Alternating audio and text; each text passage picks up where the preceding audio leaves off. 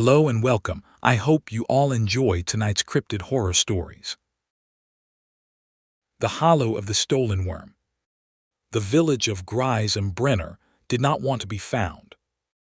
It sat in a fold of the Austrian Alps like a stone in a clenched fist, sheltered from the north by the jagged teeth of the Zillertal Range, and from the south by the gentler, but no less imposing slopes of the Stubai Alps, accessible only by a single road that wound through 7 kilometers of switchbacks and tunnels before emerging into the narrow valley that the locals called, with a gravity that Corey Ashford would later understand, the Hollow. The road was paved, technically, though the asphalt had been patched so many times that it resembled a quilt more than a highway, and the patches were always darker than the surrounding surface, as if the material used to repair them came from somewhere deeper and older than the ordinary quarries that supplied road crews. Corey had come to Brenner because a developer in Innsbruck had paid his employer, a mid-sized geological surveying firm based in Denver, to assess the valley's suitability for a luxury resort development. The project was ambitious: 300 rooms, a spa, a conference center, ski-in ski-out access to slopes that would be serviced by a new gondola system, and a price tag that made Corey's annual salary look like the tip a wealthy man might leave for a particularly attentive concierge. The developer's name was Vogel, and he had made his fortune converting alpine farmland into premium real estate with a success rate that suggested either exceptional business acumen or a complete indifference to the factors that made other developers fail. Corey suspected the latter, but he was not paid to suspect. He was paid to measure, to analyze, to produce reports that said, in the carefully hedged language of professional geology, whether the rock beneath a proposed development would support the weight of the dreams that Vogel intended to build upon it.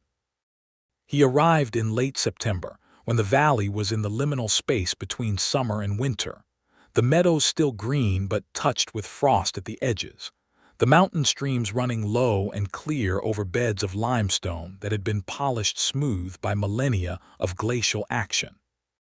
The air was thin at this altitude, 1,400 meters above sea level, and Corey found himself winded by activities that would have been effortless in Denver: carrying his equipment from the rental car to the guest house, climbing the stairs to his room, walking the 100 meters to the village center to buy provisions.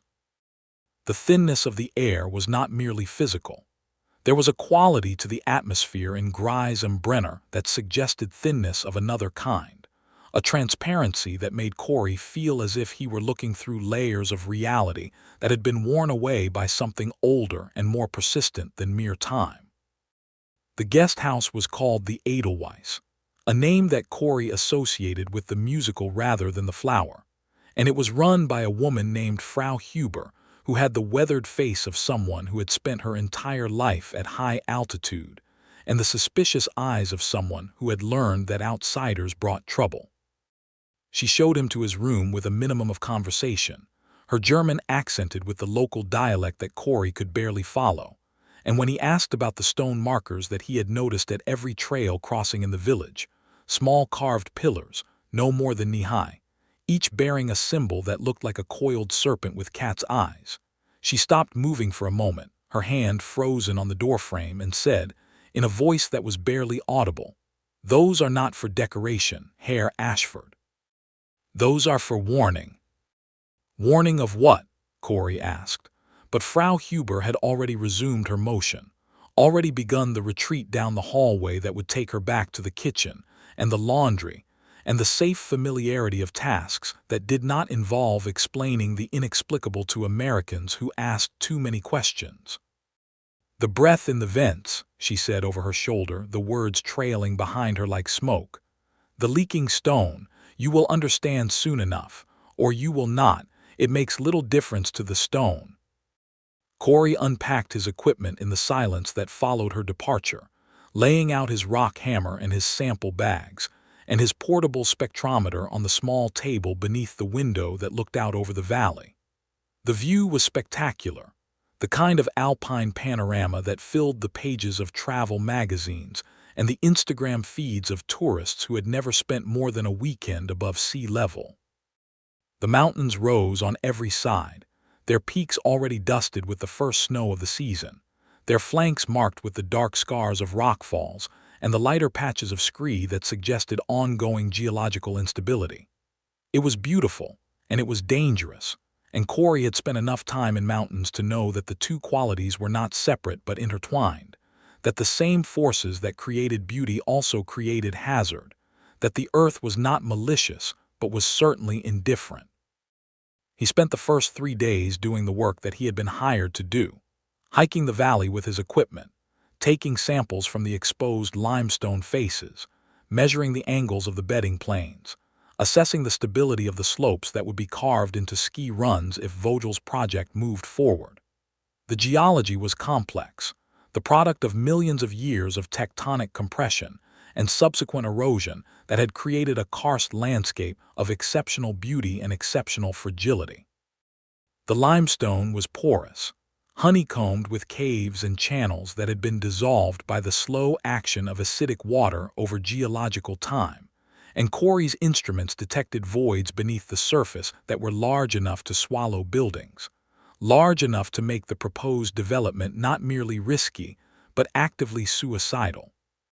He noted these findings in his field book with the clinical detachment of a man who had learned not to become emotionally invested in the outcomes of his assessments.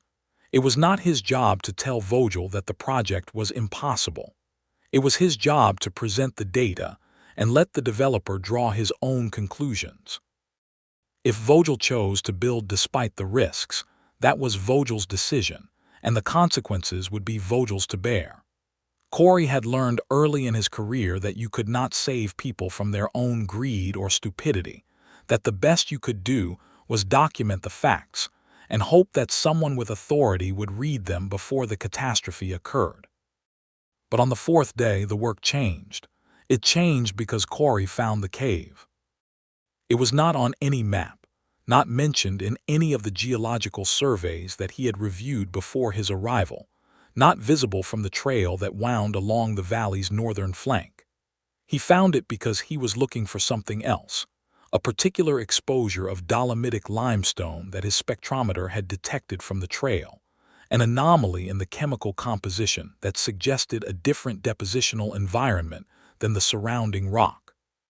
He left the trail and climbed a scree slope that was steeper than it looked, his boots dislodging loose stones that tumbled down behind him with a clatter that echoed off the surrounding cliffs in a way that made him feel exposed, vulnerable, watched.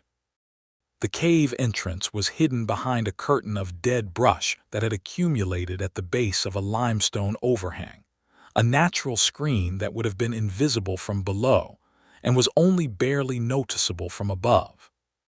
Corey pushed through the branches, feeling them crack and splinter beneath his hands, and found himself standing in a passage that was wider than he had expected and darker than he had imagined.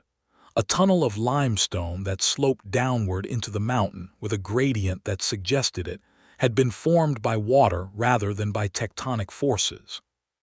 He activated his headlamp, the lead beam cutting through the darkness with a brightness that seemed almost offensive in the silence of the cave, and began his descent. The passage was dry, which was unusual for a karst cave at this altitude.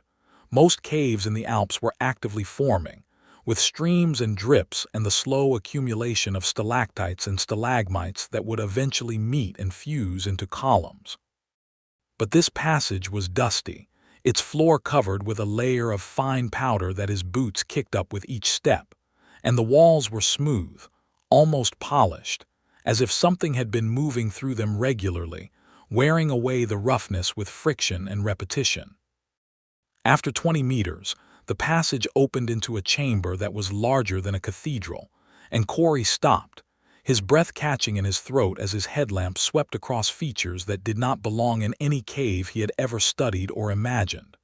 The stalactites were melted, not eroded, not broken, not formed into the usual tapering shapes that resulted from the slow drip of mineral-rich water. Melted, their surfaces were smooth and glassy, running in viscous streams down the walls and across the floor in patterns that suggested extreme heat or extreme chemistry, some process that had dissolved the calcium carbonate and redeposited it in configurations that were organic rather than geological, almost intestinal in their convolutions. Corey approached the nearest formation and touched it with his gloved hand, feeling the texture that was not rough like ordinary limestone but slick, almost greasy, as if coated with a residue that his eyes could not see but his fingers could detect. He brought his hand to his nose and smelled it, and the odor made him recoil, made him step backward and nearly lose his balance on the uneven floor. It was the smell of almonds, not the sweet, pleasant smell of almond extract or marzipan, but a sharper, more chemical version of the scent, the smell of hydrogen cyanide or benzaldehyde or some other organic compound that his brain recognized as dangerous even before his conscious mind could identify it. He moved deeper into the chamber, his headlamp sweeping across the melted formations and the strange, organic patterns that covered every surface, and that was when he found the goat. It was a mountain goat, an ibex, lying on its side in the center of the chamber with its legs stiff and its head thrown back in an attitude of agony that had been frozen by death. But the death was not ordinary. The animal had not been eaten, not been torn apart by predators or decomposed by the usual processes of bacterial decay. It had been seared. Large patches of its fur had been dissolved down to the skin, and the skin itself had been burned in patterns that suggested not fire but acid, not heat but chemistry. The face was the worst part. The muscles had contracted into a rictus of pain so extreme that the eye sockets seemed to bulge, and the mouth was open in a silent scream that would never find release. Corey knelt beside the animal, his professional curiosity overriding his instinctive revulsion, and examined the wounds with the practiced eye of a man who had spent years studying the interactions between rock and life. The burns were chemical, that much was clear. The edges were too precise for fire, the patterns too regular for random contact with a corrosive substance. Something had sprayed this animal with a directed stream of acid, something with accuracy and intention, and the acid had done its work with a speed that suggested concentration rather than dilution, a potency that was far beyond anything that occurred naturally in the alpine environment. He photographed the carcass with his phone, the flash adding to the illumination of his headlamp in a way that created strange, overlapping shadows across the melted walls. And as he was putting the phone back in his pocket, his light caught something on the floor near the goat's hind legs. Tracks. They were heavy, deep impressions in the dusty limestone, each one consisting of two parallel claw marks that were spaced too far apart to belong to any mammal that Corey knew of. The claws were curved, almost like talons, and the tracks led in a straight line from the center of the chamber toward a fissure in the far wall that was too narrow for a human to enter, but wide enough for something that moved on 4 legs or 2. Corey followed the tracks with his light, tracing their path across the chamber floor to the fissure, and as he approached the wall, he felt a change in the atmosphere that was not merely psychological. The air was warmer here, warmer than it should have been in a cave at this altitude and this depth, and it carried a smell that was not the almond scent of the melted stalactites but something else, something organic and sulfurous and deeply wrong. It was the smell of breath, he realized. The smell of something large and warm and alive that was breathing in the darkness beyond the fissure, something that had been here recently and would return again, something that regarded this chamber as its territory and the goat as its prey. "The breath in the vents," he whispered, remembering Frau Huber's words, and the sound of his own voice in the empty chamber was enough to make him step backward, to turn toward the entrance, to abandon the investigation that his scientific curiosity demanded and flee toward the light that was still visible at the passage's mouth. He did not run. He walked quickly, deliberately, his boots crunching on the powdery floor and his heart hammering against his ribs with a force that he could feel in his throat. He did not look back. He had learned in his years of field work that looking back was the surest way to turn a manageable retreat into a panicked flight, and panic was the enemy of survival in environments where a single misstep could mean a broken ankle and a slow death from exposure.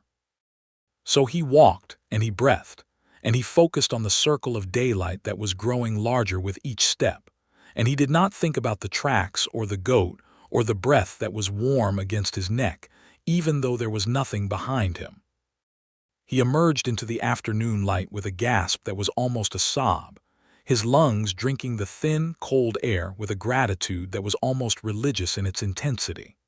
The valley spread below him, green and gold in the slanting sunlight, and the village was visible in the distance, a cluster of dark roofs and white walls that looked like a model from this height, a toy village that could be picked up and shaken and set down again without consequence. But Corey knew better now. He knew that the village was built on something that was not stable, not safe, not merely geological. He knew that the caves beneath the mountains were not empty, and that whatever lived in them was not a bear or a wolf or any of the ordinary predators that inhabited the Alps. He made his way back to the guest house with a speed that bordered on running, his equipment bouncing against his back and his mind racing through explanations and rationalizations that grew thinner and more desperate with each passing minute. It was a chemical anomaly, he told himself. The goat had fallen into a pool of naturally occurring acid, perhaps sulfuric acid from volcanic vents that his surveys had not detected. The tracks were from a bear with a deformity, a wolf with a paw injury, something ordinary that his fear had transformed into the extraordinary. The breath was a draft, a thermal current rising from the deep interior of the cave system, warmed by geothermal activity that was not uncommon in tectonically active regions.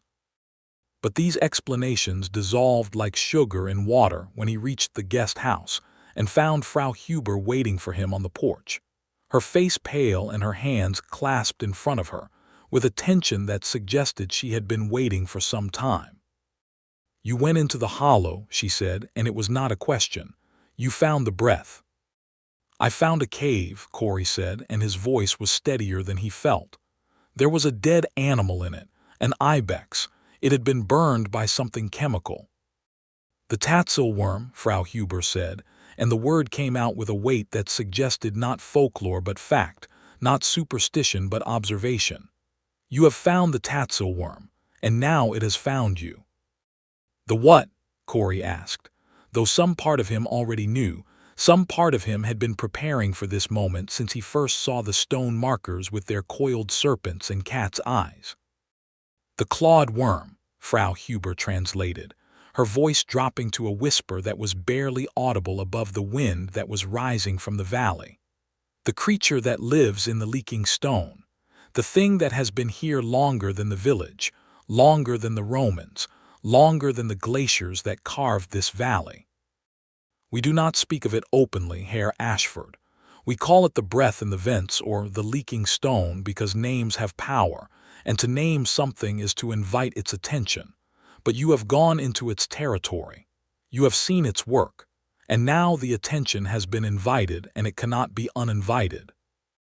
Corey looked at her for a long moment, weighing the possibility that she was insane against the possibility that she was telling the truth, that the cave and the goat and the tracks were not anomalies but evidence, not mysteries but proof.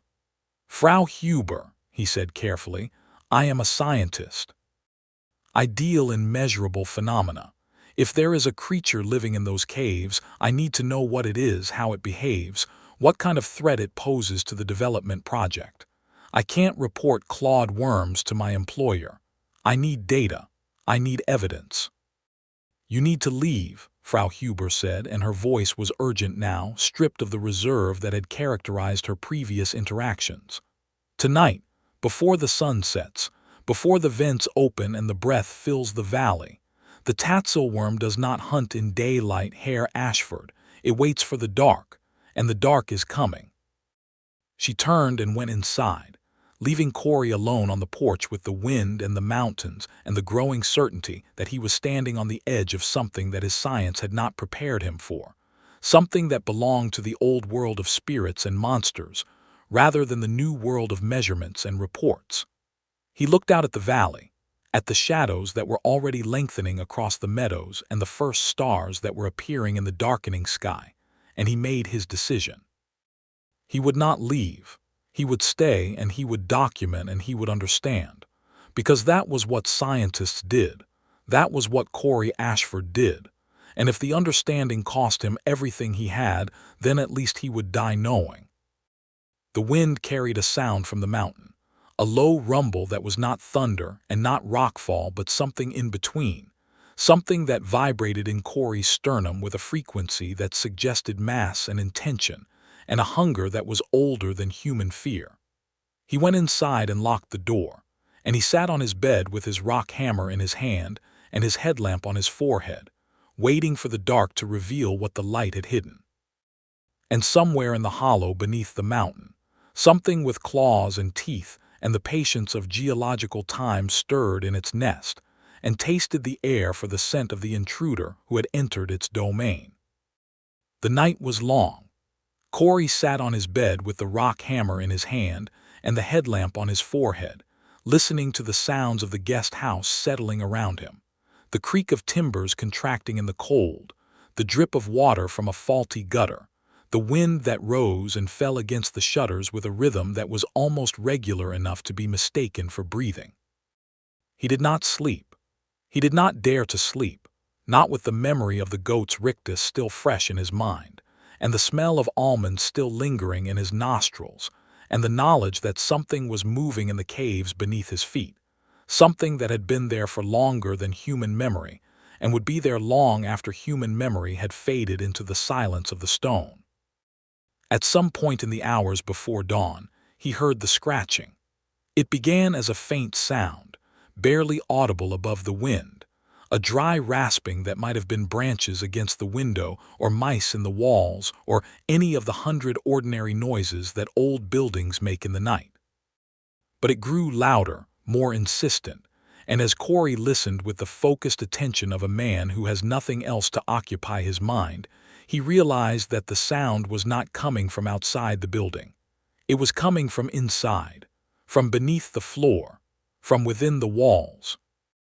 He pressed his ear against the floorboards, feeling the cold wood against his cheek, and the sound resolved itself into something that made his blood run cold. It was claws.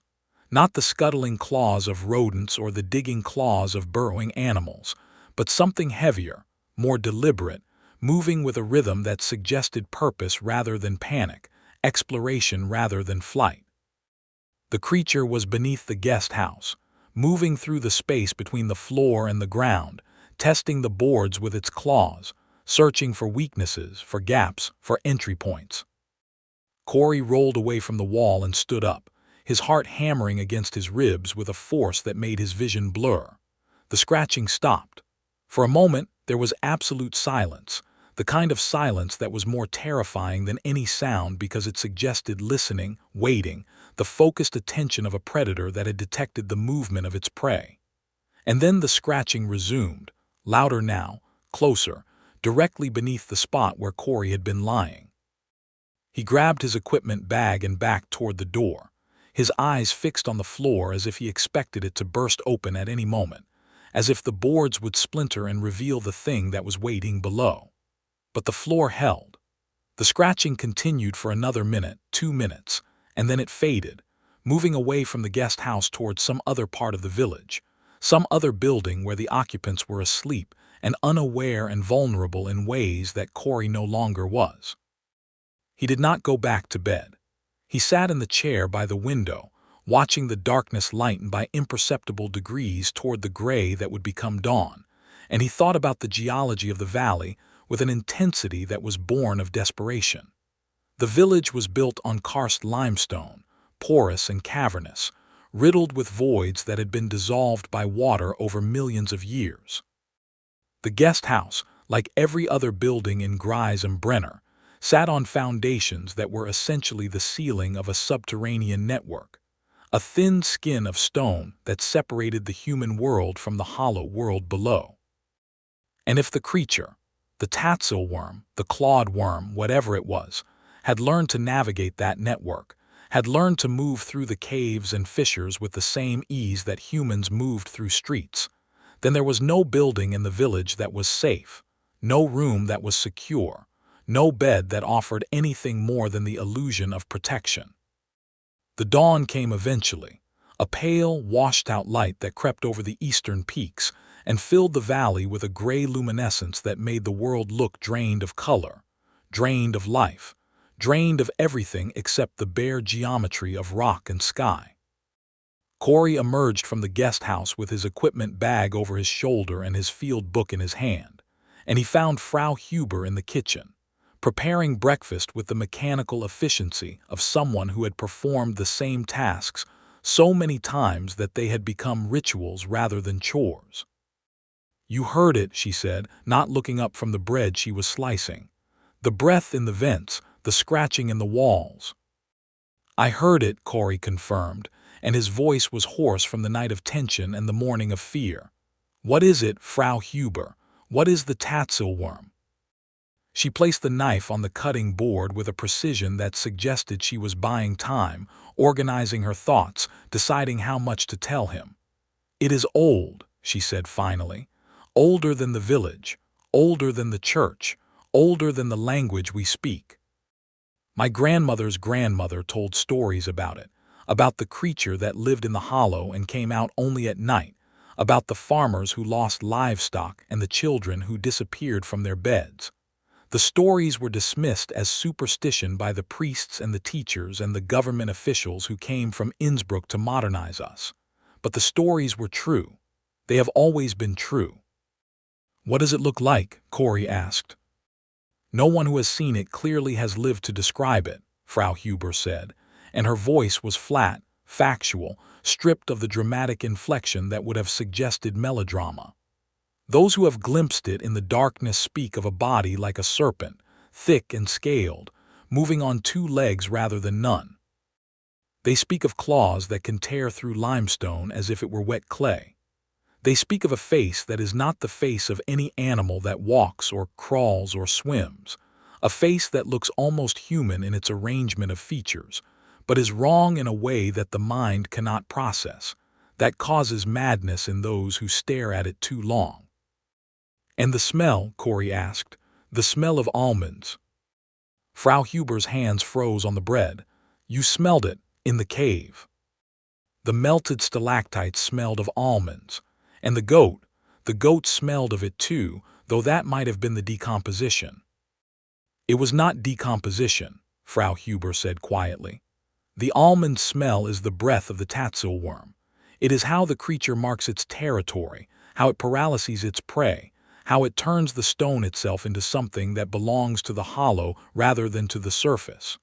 The priests in Innsbruck would call it a poison, a chemical substance that the creature produces in glands beneath its skin. And they would be right in their way. But the poison is not merely chemical.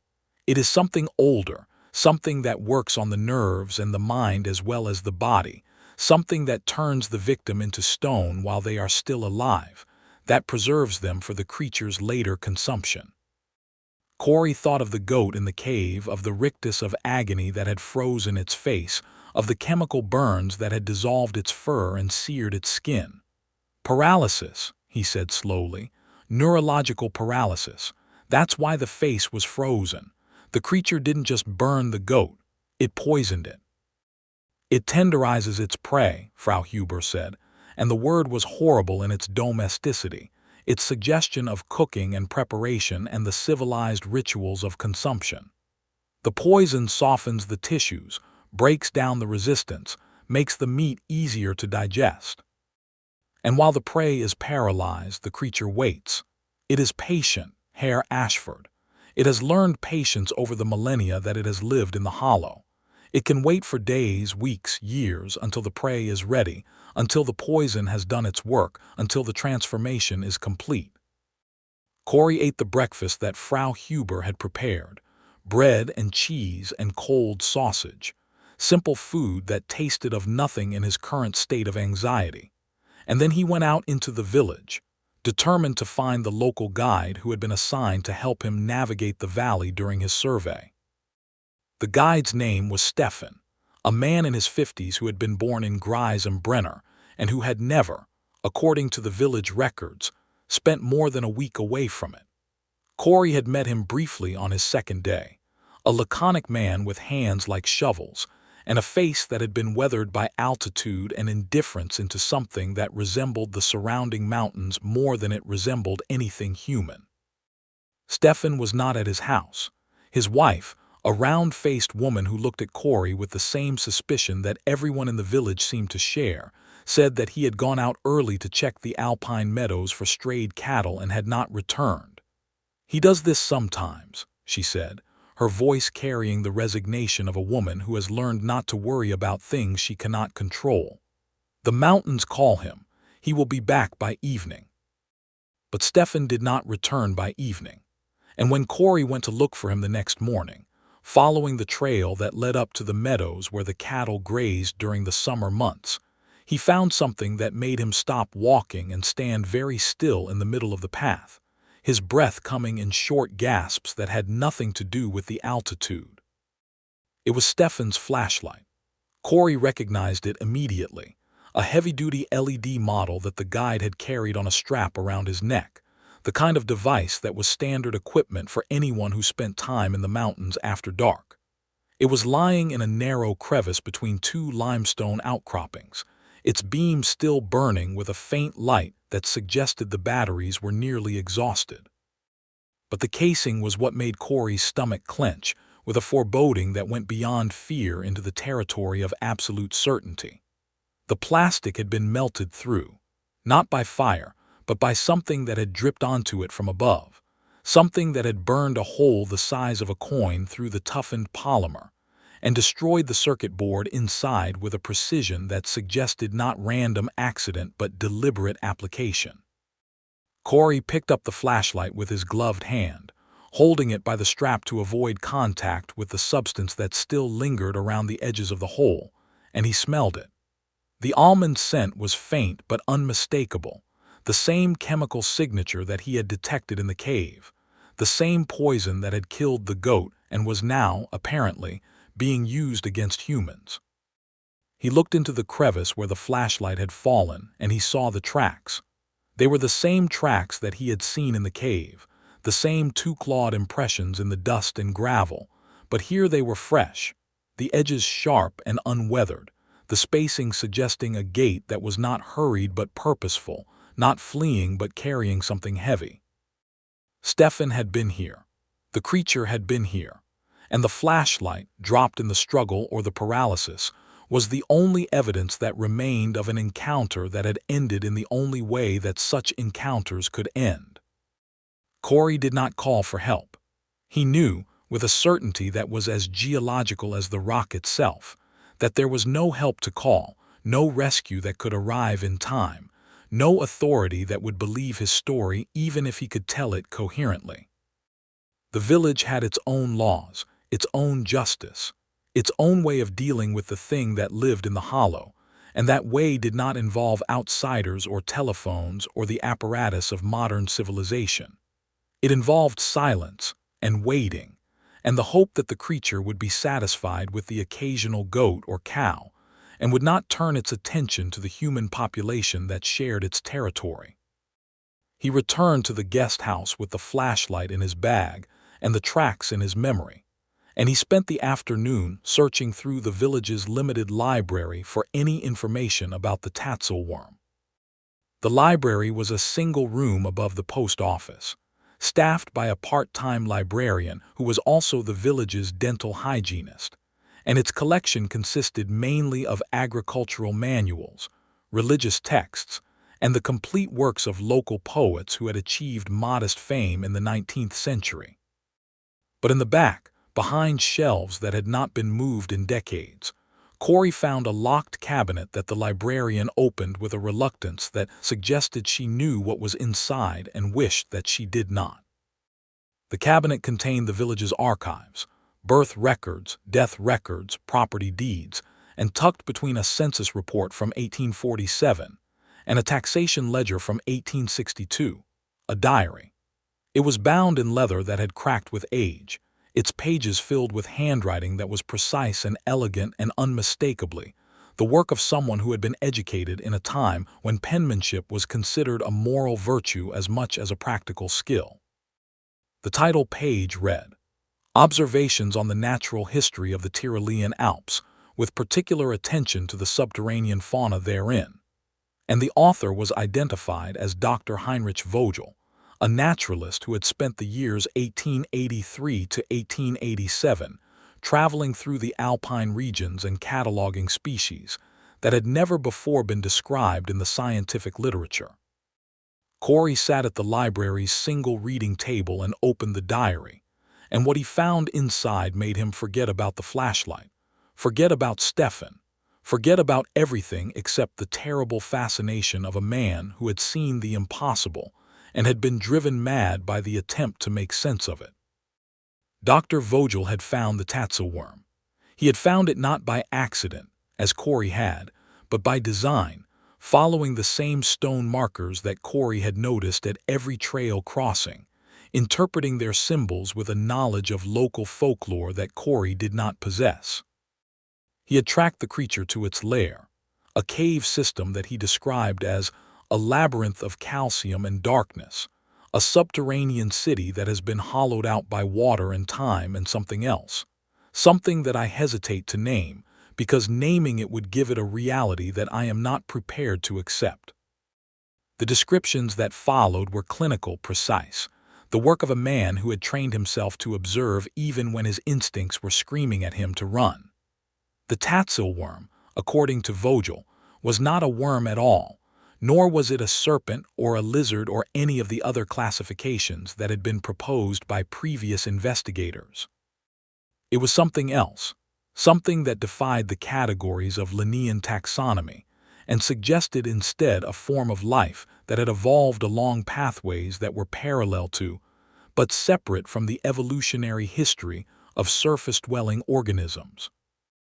"The creature is territorial," Vogel wrote, his penmanship deteriorating slightly as the pages progressed, as if the act of recording his observations were becoming more difficult with each entry. "It does not roam widely, but rather patrols a specific network of passages and chambers that it has claimed as its own, marking the boundaries with a secretion that smells of almonds, and that has the property of dissolving calcium carbonate at an accelerated rate. This secretion is not merely a marker, it is a weapon. The creature sprays it at prey, at threats, at anything that enters its territory without permission, and the effect is immediate and devastating. The victim's nervous system is paralyzed within seconds, the muscles locked in their current configuration, the mind left conscious but unable to control the body. The creature then waits, hours, days, sometimes weeks, until the paralysis has softened the tissues sufficiently for consumption." Corey turned the page, his hands trembling slightly, and read on. "But the most remarkable feature of the Tatzelwurm is not its poison. It is its face. The creature possesses a cranial structure that is unlike anything in the known animal kingdom, a configuration of bone and cartilage that produces a sound, a mewling, almost feline vocalization, that serves as a lure. The sound is uncannily similar to the cry of a cat in distress, and it has the effect of drawing curious animals, and I suspect curious humans, toward the source, where they are met by the creature's poison and its claws. I have observed this behavior twice, both times from a safe distance, and I can attest that the effect is almost hypnotic. Even knowing what the sound portends, I felt an almost irresistible urge to approach it, to investigate, to help the apparent victim. The face itself," Vogel continued, "is disturbing not because of its monstrosity but because of its familiarity. The arrangement of features, the eyes, the nose, the mouth, is almost humanoid, almost feline, a configuration that triggers some deep-seated recognition in the observer's brain. But the proportions are wrong. The teeth are too numerous, too sharp, arranged in rows that suggest not a single dental arcade but multiple overlapping ones. The eyes are positioned too far forward, giving the creature binocular vision that is more characteristic of primates than of reptiles or amphibians. And the skin is scaled, but not in the regular pattern of snakes or lizards. The scales are irregular, overlapping, almost like shingles on a roof, and they change color to match the surrounding rock with a speed and precision that suggests not camouflage but communication, as if the creature were constantly signaling its mood or intention through chromatic shifts that are too subtle for human perception. Corey closed the diary and sat in the silence of the library, feeling the weight of Vogel's observations settling into his mind like sediment into water. The naturalist had seen what Corey had only glimpsed, had understood what Corey was only beginning to suspect, that the Tatzelwurm was not a freak or a mutation or a surviving relic of some prehistoric ecosystem. It was a predator, fully evolved and perfectly adapted to its environment, a creature that had spent millennia refining its strategies of hunting and concealment, until it had become not merely dangerous but inevitable, not merely frightening but absolute. And Vogel had been wrong about one thing. The creature did not merely patrol its territory. It was expanding it. The construction project that Vogel had proposed for the valley, the luxury resort, the gondolas, the excavation of foundations for 300 rooms, would require the removal of thousands of tons of limestone, the blasting of passages and chambers that had never been exposed to light, the disruption of the network that the Tatzelwurm had claimed as its own. The creature was not defending a static territory. It was preparing to defend an expanding one, and the humans who had entered its domain were not trespassers but invaders, not prey but threats to be eliminated with the same efficiency that the creature applied to everything else in its environment.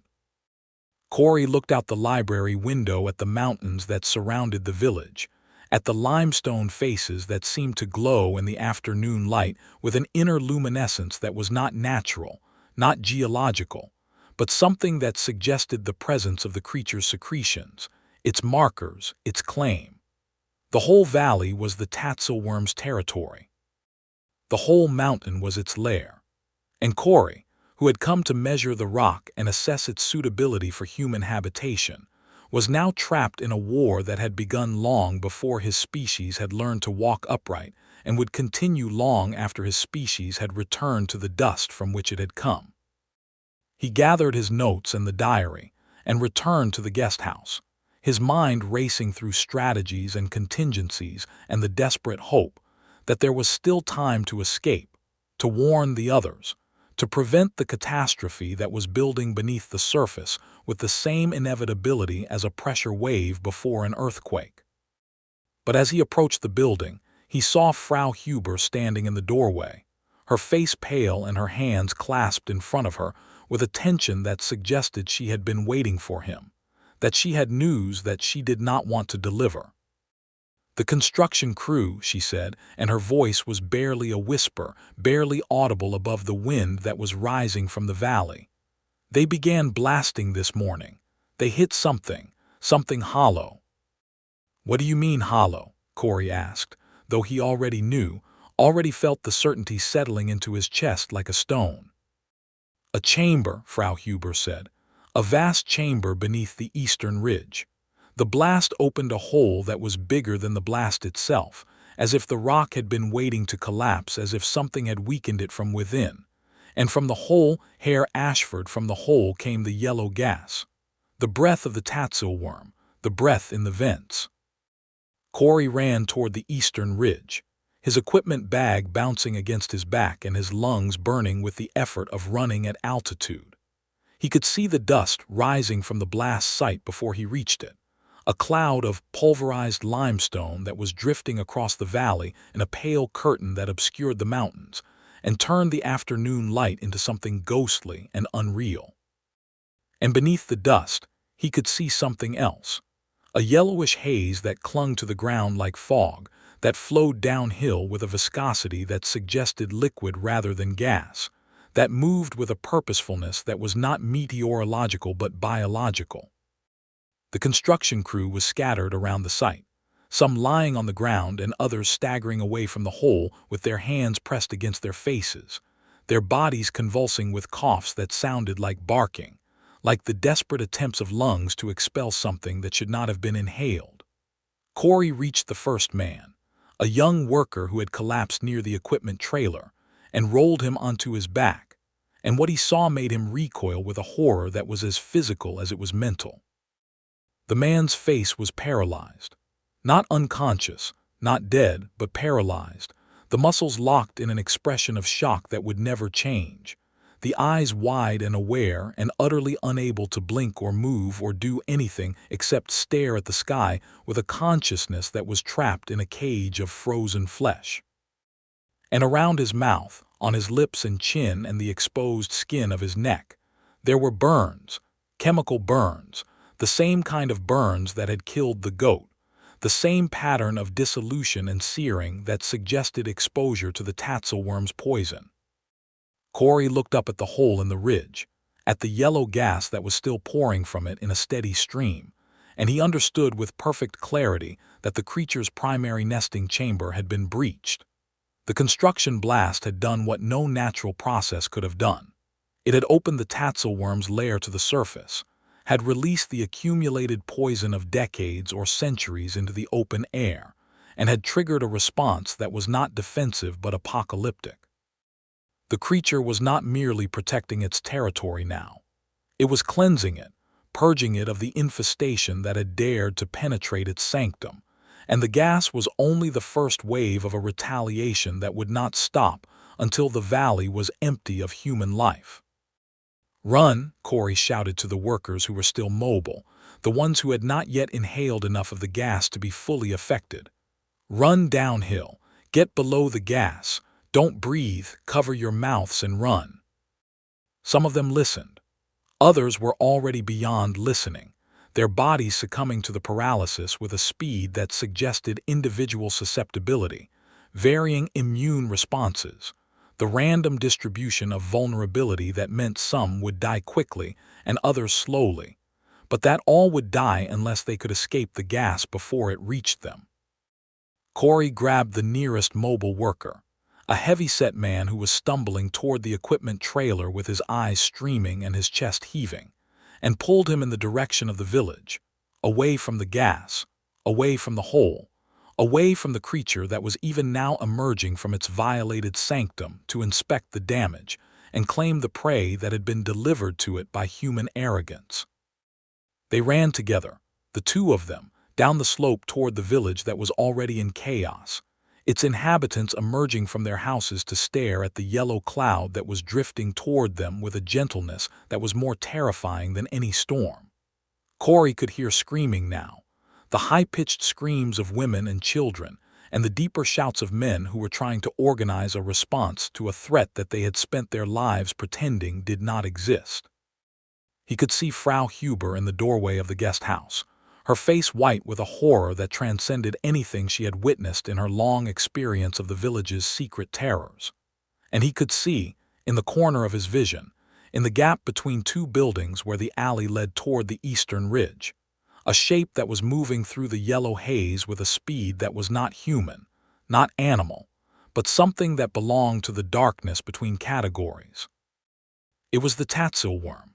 Corey knew it without needing to see it clearly, knew it by the way the gas seemed to part around it like water around a ship's hull, knew it by the sound that accompanied its movement, a low, rhythmic scraping of claws against stone, a breathing that was louder than the wind and deeper than the earth's own heartbeat. He did not turn to look directly at it. Vogel's diary had warned him about the face, about the almost hypnotic effect of the creature's features, and he was not prepared to test the naturalist's observations with his own sanity. He ran, pulling the construction worker with him, and behind them the scraping grew louder, closer, more purposeful. They reached the guest house and stumbled inside, slamming the door behind them and throwing the bolt with a desperation that suggested they both knew, on some level deeper than conscious thought, that the door would not stop what was coming. The gas was already seeping through the cracks around the frame, curling under the threshold like fingers probing for a weakness, and Corey could feel the first tingling in his own lungs, the first hint of the paralysis that had claimed the worker on the slope, and that would claim them all if they could not find a way to escape. "The cellar," Frau Huber shouted, her voice cutting through the panic with an authority that suggested she had planned for this moment, had rehearsed it in her nightmares for decades. "The cellar is stone. The gas will take longer to penetrate. And there is a passage, an old smuggler's tunnel that leads to the river. My grandfather used it during the war. It may still be open." They ran for the cellar stairs, Corey and the construction worker and Frau Huber, and two other villagers who had sought refuge in the guest house, a group of survivors that was already smaller than it should have been, and that would grow smaller still before the night was over. The cellar was dark and cold, and smelled of earth and age and the faint but unmistakable odor of the Tatzelwurm's passage. And as they stumbled down the stairs with their hands on the walls and their hearts hammering against their ribs, Corey heard the front door of the guest house shatter above them, heard the wood splinter with a force that suggested not kicking but tearing, not brute force but surgical precision. The creature was inside, the hunt had begun. And somewhere in the darkness of the cellar, in the space beneath the floor where the smuggler's tunnel was supposed to be, something else was waiting. Something that had been waiting for longer than human memory. Something that was patient and hungry and absolutely certain that all prey eventually found its way to the hollow. The cellar was a space that had been carved from the limestone bedrock rather than built upon it. A hollow that felt less like a human construction and more like a chamber that had been widened and smoothed by some natural process, and then claimed for storage. The walls were damp, slick with a condensation that was not merely water but something thicker, something that carried the same almond scent that Corey had learned to associate with the Tatzelwurm's presence, and the floor was uneven, sloping downward toward a corner where the darkness was absolute, and the air moved with a current that suggested an opening rather than a dead end. Frau Huber found the lantern on a shelf near the stairs, an ancient kerosene model that coughed and sputtered before settling into a steady flame that cast yellow shadows across the walls and made the condensation gleam like the scales of some subterranean reptile. She led them toward the corner, her hand tracing the wall with a familiarity that suggested she had been here before, had rehearsed this journey in her mind 1,000 times, had always known that the day would come when she would need to guide survivors through the darkness beneath her guest house.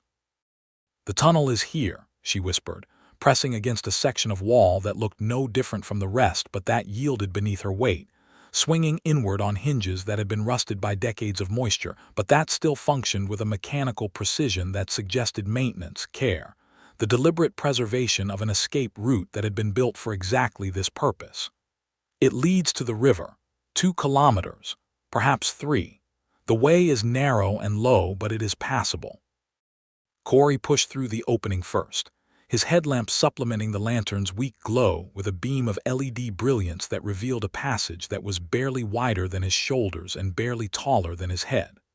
The walls were rough, unworked limestone that had been fractured by some ancient geological event, and then widened by the slow action of water over millennia. And the floor was wet, treacherous with pools of water that reflected his light in ways that made depth perception difficult and footing uncertain. The construction worker followed him, a man named Hans whose face was still streaked with the residue of the gas, and whose breathing was coming in shallow, rapid gasps that suggested the poison was already working in his system, already beginning the slow paralysis that would eventually claim him if they could not reach clean air. Behind Hans came Frau Huber, carrying the lantern with a steadiness that belied her age, and behind her the 2 villagers, a young woman and an older man who clung to each other with the desperation of people who had lost everything, and were now gambling their remaining lives on the hope that a tunnel built by smugglers a century ago would still be open at the other end. They moved through the passage with a speed that was reckless, driven by the knowledge that the creature was above them, that it was moving through the guest house with the same methodical precision that it applied to everything, that it would eventually find the cellar and the tunnel and the prey that had fled into the darkness. Corey could hear it above them, the scraping of claws against stone that was transmitted through the rock with a clarity that suggested the creature was directly overhead, following their progress by some sense that did not depend on sight or sound, but on vibration, pressure, the minute disturbances in the earth that betrayed the movement of anything larger than a mouse. "It's tracking us," Corey whispered, and his voice was swallowed by the passage, absorbed by the damp stone and the pools of water until it sounded like it was coming from somewhere else, from someone else, from a ghost that was walking ahead of them in the darkness. "It can feel us moving through the rock."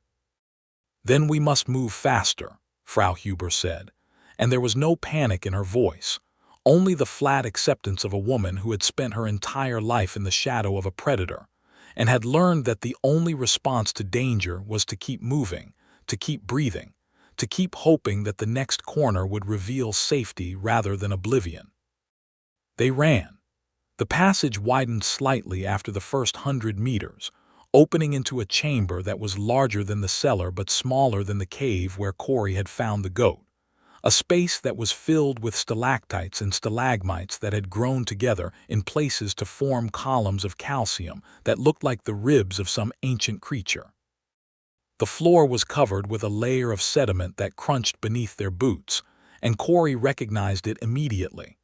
Guano, the accumulated droppings of bats that had roosted in this chamber for centuries, a substance that was rich in phosphorus and nitrogen, and that would burn with a bright flame if ignited. He filed the observation away automatically, his geologist's mind still functioning even as his body was consumed by fear, and then the observation connected with something else, something from Vogel's diary, and he stopped running so suddenly that Hans collided with him from behind. "What?" Hans gasped, his voice thick with the poison that was working its way through his system. "Why are we stopping?" "The guano," Corey said, his mind racing through the chemistry and the physics and the desperate hope of a man who has seen a possibility where before there had been only despair. "It's flammable, and the Tatzelwurm's poison. It's organic, it's nitrogen-based, it reacts with phosphorus. If we could ignite the guano, create a fire hot enough to—" "No fire," Frau Huber interrupted, her voice sharp with a fear that was deeper than anything Corey had yet seen in her. "Fire in the tunnels is death. The smoke, the oxygen depletion, we would suffocate before the creature reached us." "Not fire," Corey said, and the words were coming faster now, spilling out of him with the urgency of a man who has seen the solution to a puzzle and cannot stop himself from explaining it. "Collapse, structural collapse. Look at the columns, they're load-bearing, supporting the ceiling of this chamber. And look at the fractures in the walls, they're stressed, under tension, ready to fail. If we could trigger a collapse in the right place at the right time, we could block the passage behind us, trap the creature." "Trap it?" The young woman who had been following them spoke for the first time, her voice high and thin with a terror that was barely controlled. "We can't trap that thing. It's not an animal. It's not even a monster. It's biology," Corey said, and the word came out with a force that surprised him, a conviction that rose from his professional identity like a lifeline thrown to a drowning man. "Everything is biology, and biology has rules. The creature is heavy. Vogel estimated its weight at several hundred kilograms, maybe more. It moves through passages that are already stressed by its own weight, that are already cracking under the pressure of its passage. If we could find a weak point, a fault line, a place where the limestone is ready to fail." "And how would we trigger it?" Hans asked, and his voice was skeptical, the voice of a man who has seen too much to believe in easy solutions. "We don't have explosives. We don't have tools. We have a lantern and a rock hammer, and that's it." "The hammer," Corey said, and he pulled the tool from his belt, feeling its familiar weight in his hand, the weight of 1,000 field surveys and 100 rock faces, and the absolute certainty that given enough time and enough force, any stone could be broken. "And the columns, and the guano, And the fact that the creature is following us, that it's moving through the rock above us, that its weight is already stressing the structure. We don't need to bring the mountain down. We just need to give it a push. He moved to the nearest column, a formation of stalactite and stalagmite that had fused into a pillar as thick as his waist and as tall as the ceiling allowed.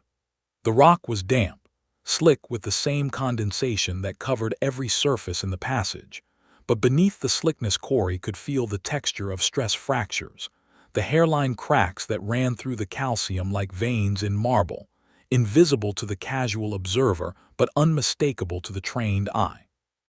This column was holding up more than its own weight. It was holding up the ceiling of the chamber, and the ceiling was holding up the mountain, and the mountain was holding up the creature that was even now scraping its way through the rock above them. He raised the hammer and struck. The sound was shockingly loud in the enclosed space, a crack that echoed off the walls and sent bats spiraling from their roosts in a cloud of leathery wings and high-pitched screams. The column shuddered, a vibration that traveled up through the rock and into Corey's arm with a force that made his teeth ache, but it did not break. He struck again and again, each blow landing on the same spot with a precision that was born of desperation rather than skill, and on the fourth strike he felt something change, something shift, a give in the stone that suggested the fracture was propagating, the stress was concentrating, the failure was beginning. "The ceiling," Frau Huber whispered, and her voice was barely audible above the sound of Corey's hammering and the scraping of the creature's claws that was now directly overhead, so close that he could feel the vibrations in the soles of his boots. "The ceiling is cracking." She was right. Even as Corey struck the fifth blow, he could see the fractures spreading across the ceiling of the chamber, hairline cracks that were widening with each impact, that were connecting and intersecting in patterns that suggested imminent collapse. The rock was failing. The mountain was giving way. And somewhere above them, in the passage that they had just fled, the Tatzelwurm was moving through a space that was about to become its tomb.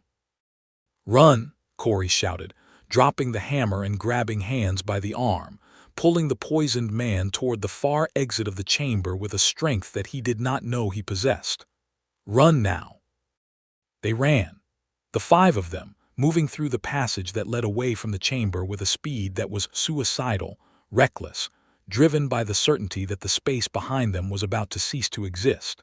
Corey could hear the collapse beginning, a sound that started as a crack and grew into a roar, a grinding of stone against stone that was louder than anything he had ever heard, louder than the construction blast that had opened the creature's lair, louder than the thunder that rolled through the Alps during summer storms. The passage shook around them, dust and debris raining down from the ceiling, and Corey felt something strike his shoulder, a chunk of limestone that would have crushed his skull if it had fallen an inch to the left, and he stumbled, almost fell, caught himself on the wall and kept running.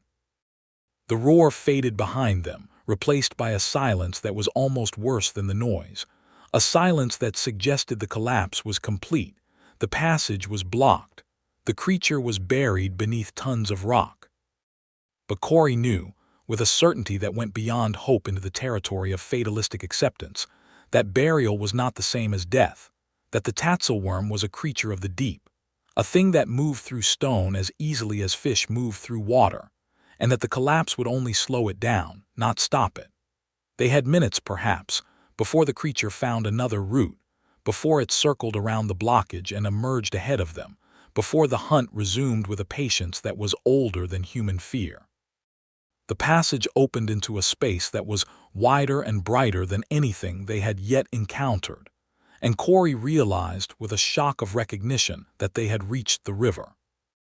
The smuggler's tunnel emerged from the cliff face 20 meters above the water, opening onto a ledge that was barely wide enough for two people to stand side by side.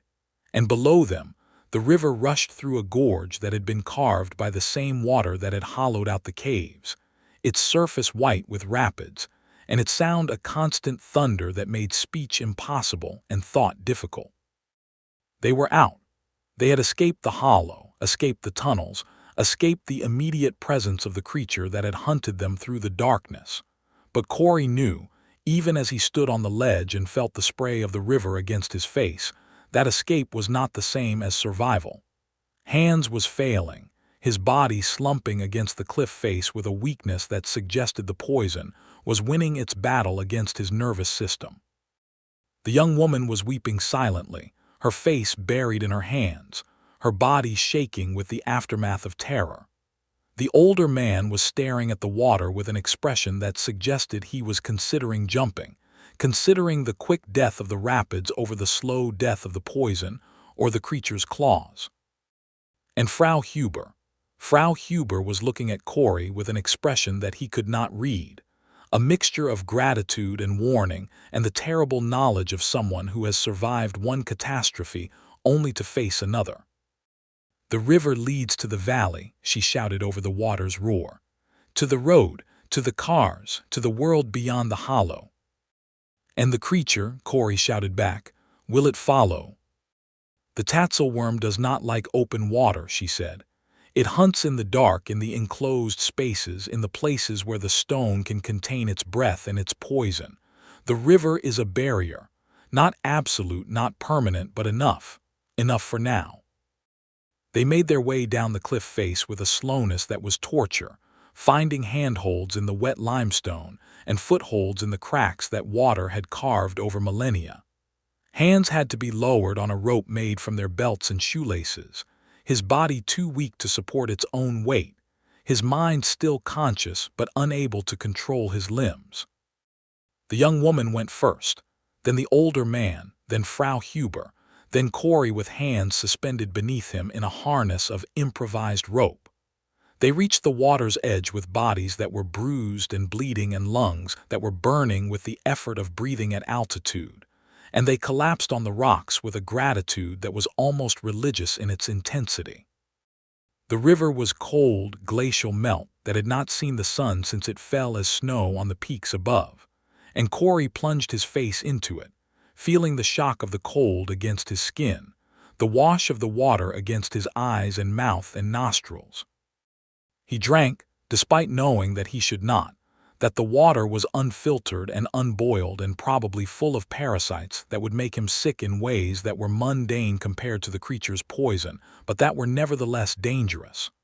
But he was thirsty, desperately thirsty, and the cold was a relief from the heat of fear and the dust of the collapse, and he drank until his stomach ached and his teeth hurt from the temperature.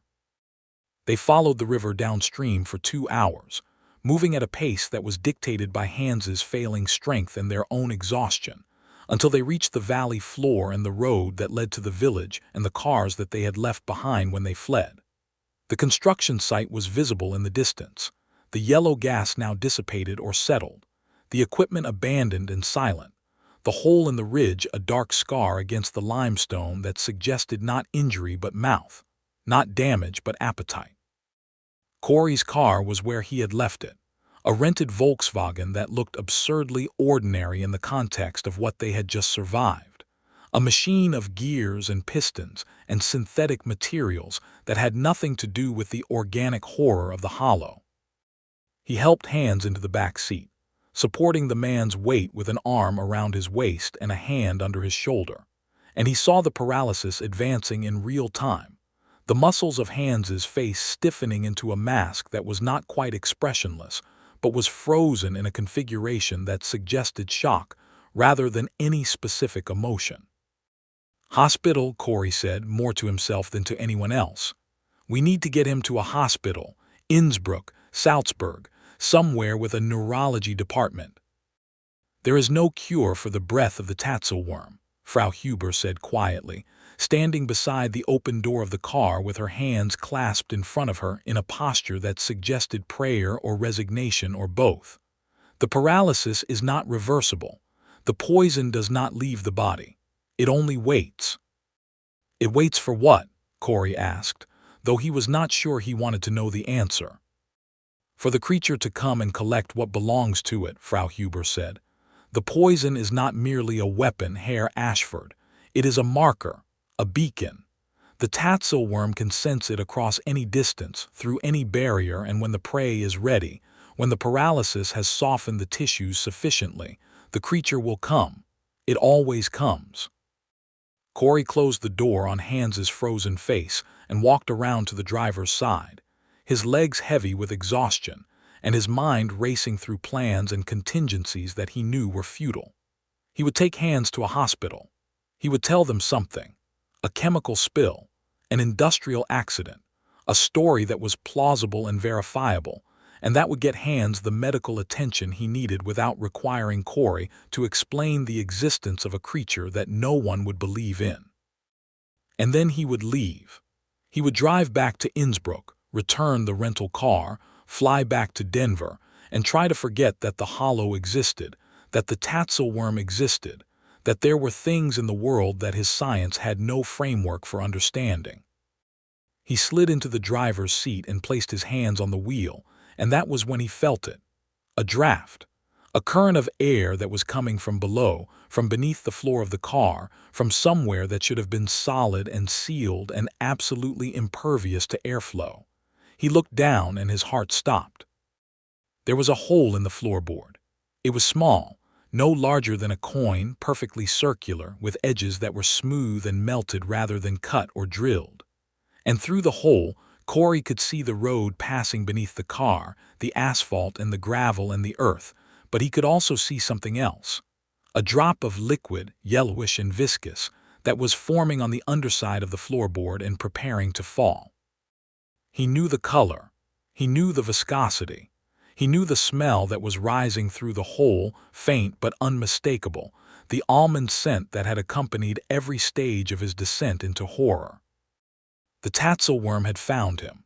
Not in the cave, not in the tunnel, not in the collapsed chamber where he had hoped to bury it forever.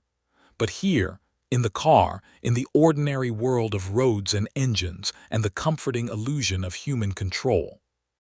The creature had reached through the floorboard with its poison, had burned a hole through the metal with a drop of its acid blood or its breath or some secretion that Corey did not have a name for, and it was marking him, claiming him, preparing him for the collection that would come when he was ready.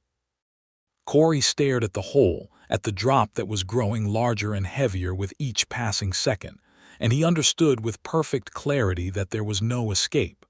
The collapse in the cave had killed one creature, perhaps, or had only trapped it temporarily. But the hive was larger than one beast. The tunnels beneath the Alps were not the territory of a single predator, but the hunting ground of a species, a colony, a network of creatures that had been living in the Hollow for millennia, and that would continue to live there long after human civilization had crumbled into dust. The drop fell. It struck the accelerator pedal with a sound that was almost inaudible, a soft hiss that was immediately followed by the smell of burning rubber and the sight of smoke rising from the pedal's surface. The acid was eating through the rubber, through the metal beneath, through the very structure of the car with a speed that suggested not chemistry but appetite, not reaction but hunger. Corey threw open the door and stumbled out, falling to his knees on the asphalt and scrambling backward with a desperation that was barely human. The car was burning now, not with flame but with corrosion, the acid working its way through the floorboard and into the fuel lines, and the electrical systems with a methodical precision that suggested intelligence, intention, the deliberate destruction of anything that might carry the prey away from the Hollow. He watched the car dissolve, watched the metal bubble and warp and collapse into itself with a slowness that was almost beautiful, almost artistic, the destruction of a machine by an organic force that was so far beyond human technology that the contest was not even unfair but simply irrelevant. The others had fled, Frau Huber pulling the young woman and the older man toward the trees that lined the road, away from the car and the acid and the thing that was clearly coming, clearly approaching, clearly not finished with its hunt. Corey was alone. He stood on the road with his hands at his sides and his heart hammering against his ribs and his mind empty of everything except the absolute certainty that he was about to die. The asphalt beneath his feet was warm, warmed by the sun and the engine of the car and something else, something that was rising from below, something that was moving through the earth with a speed that suggested it had found a new route, a new passage, a new way to reach the surface. The road cracked. A fissure opened beneath Corey's feet, a line in the asphalt that widened with a sound like tearing fabric, like breaking bone, like the earth itself giving birth to something that should not exist in the world of light and air. And from the fissure, rising with a grace that was horrifying in its fluidity, came the Tatzelwurm. It was smaller than Corey had imagined, or perhaps it only seemed smaller because it was not fully extended, its body coiled in the confined space of the tunnel it had carved through the roadbed. But it was larger than any animal that had any right to exist in the Alps, larger than any bear or wolf or lynx, a creature of scaled flesh and corded muscle that moved on two forelimbs that were disproportionately powerful, ending in claws that had carved through limestone and asphalt and steel with equal efficiency. The body was serpentine, thick and muscular, covered in scales that shifted color as they emerged into the light, changing from the pale gray of the limestone to the dark brown of the asphalt to the bright blue of the sky in a cascade of chromatic adaptation that was hypnotic in its speed and precision. And the face. The face was what Corey had been dreading, what Vogel had warned him about, what his instincts had been screaming at him not to look at since the moment he first heard the creature's name. It was cat-like, but wrong, the features arranged in a configuration that was almost familiar but twisted by proportions that violated every expectation of mammalian anatomy. The eyes were too large, too forward-facing, pupils that were vertical slits against irises that glowed with a phosphorescence that was not reflection but emission, light generated by the creature's own biology. The nose was a broad, flat plate of scaled flesh that twitched with each breath, sampling the air for the chemical signatures of prey and poison and fear. And the mouth was open, revealing rows of needle teeth that curved backward like the barbs of a fishing hook, designed not merely to bite but to hold, to anchor, to prevent escape once the prey had been seized. The creature made a sound. It was not a growl, not a hiss, not any of the vocalizations that Corey would have associated with a predator. It was a mewl, a high-pitched, almost pathetic cry that sounded exactly like a kitten in distress, like a cat that had been injured or abandoned or was simply calling for its mother. The sound was disarming, almost heartbreaking in its vulnerability, and Corey felt something shift in his chest, some hard-wired response that bypassed his conscious mind and spoke directly to the part of his brain that had evolved to protect the young and the helpless. He wanted to help the creature. He wanted to approach it, to comfort it, to offer assistance to the apparent victim of some accident or cruelty. And then he remembered Vogel's diary. The face that looks disturbingly like a distorted house cat but with rows of needle teeth. A distorted, feline mewl to lure curious animals or people toward the holes in the rock. The sound was a lure. The face was a trap.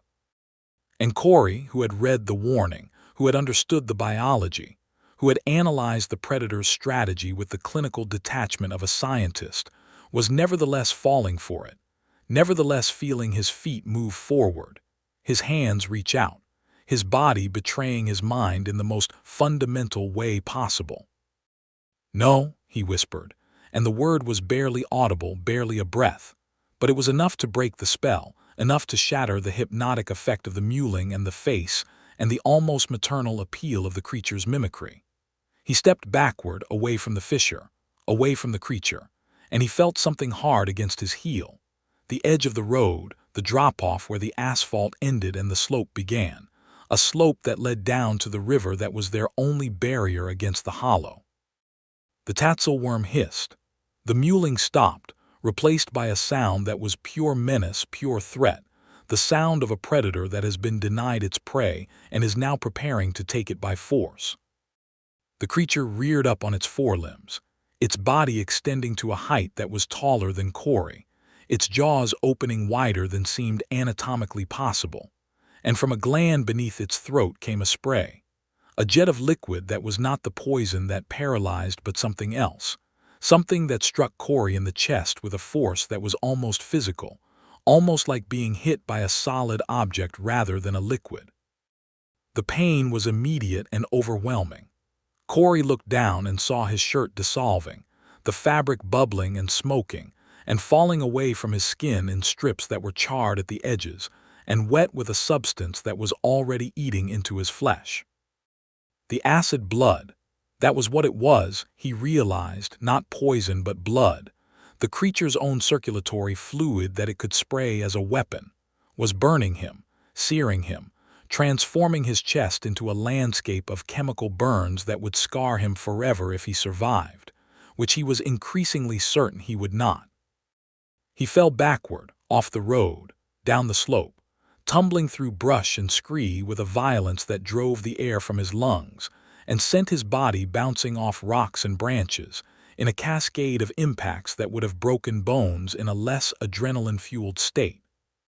He rolled, he fell, he slid, and behind him he heard the creature moving, heard the scraping of claws against stone as it pursued him down the slope with a speed that suggested it was not hindered by the terrain in the way that he was, that its claws found purchase on surfaces that sent him tumbling, that its body was adapted to exactly this kind of pursuit. He hit the river with a shock of cold that drove every other sensation from his mind, the pain of the burns, the panic of the chase, the certainty of death. All of it was erased by the glacial water that closed over his head and filled his mouth and nose with a cold that was like anesthesia, like the freezing of nerve endings that prevented them from transmitting the signals of distress. He sank, then bobbed, then found himself caught in the current that was carrying him downstream with a speed that was terrifying, but that was also, he realized with a clarity that surprised him, carrying him away from the creature. The Tatzelwurm did not follow into the water. Frau Huber had been right.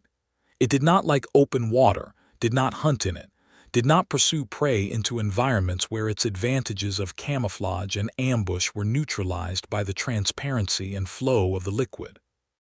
Corey saw it standing on the bank, its body coiled and its eyes fixed on him with a gaze that was not angry but simply patient, simply certain, and he understood that the creature was not giving up. It was only waiting. The water would carry him to some place where the banks were lower, where the current was slower, where the creature could enter the water or intercept him on the shore. And then the hunt would resume. But Corey was not planning to survive the hunt. He was planning to end it. As the current carried him downstream, his body numb with cold and his chest burning with acid and his mind operating on the last reserves of adrenaline and oxygen, he began to look for the geological features that he needed, the structures that his professional training had taught him to identify, and that his desperate hope had taught him to exploit. The river was cutting through a gorge of limestone, the same karst formation that underlay the entire valley, and the walls of the gorge were fractured, faulted, stressed by the same tectonic forces that had created the mountains and the caves and the hollow in which the Tatzelwurm lived. Corey could see the fractures in the rock faces, the lines of weakness that ran through the limestone like cracks in a windshield, and he understood with a sudden flash of insight that he did not need to fight the creature. He only needed to fight the mountain.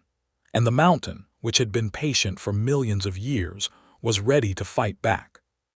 He swam toward the right bank, fighting the current with arms that were weak with cold and legs that were beginning to lose sensation, and he found a foothold on a submerged rock that allowed him to stand, to brace himself, to reach up and grab a handhold in the fractured wall of the gorge. He pulled himself out of the water, his body shaking with hypothermia and his chest screaming with the pain of the acid burns, and he began to climb. The Tatzelwurm was moving along the opposite bank, tracking his progress with eyes that never left him, waiting for him to reach a place where the gorge was narrow enough to cross, where the walls were low enough to scale, where the hunt could resume on terms that favored the predator. Corey climbed higher, his fingers finding purchase in cracks and his boots wedging into crevices, and he reached a ledge that was wide enough to stand on and high enough to see the full scope of the gorge below. And there, directly across from him on the opposite wall, he saw what he was looking for. A fault line, a major fracture that ran vertically through the limestone, that was already widened by water and ice and the slow action of gravity over millennia. The wall was unstable, precarious, held together by friction and the weight of the rock above rather than by any inherent structural integrity. If he could trigger it, if he could cause the wall to fail, the resulting rockfall would block the gorge, would dam the river, would create a barrier that even the Tatzelwurm could not cross. But he had no hammer. He had no tools. He had only his hands and his body and the desperate certainty that he was about to die anyway, so he might as well die trying.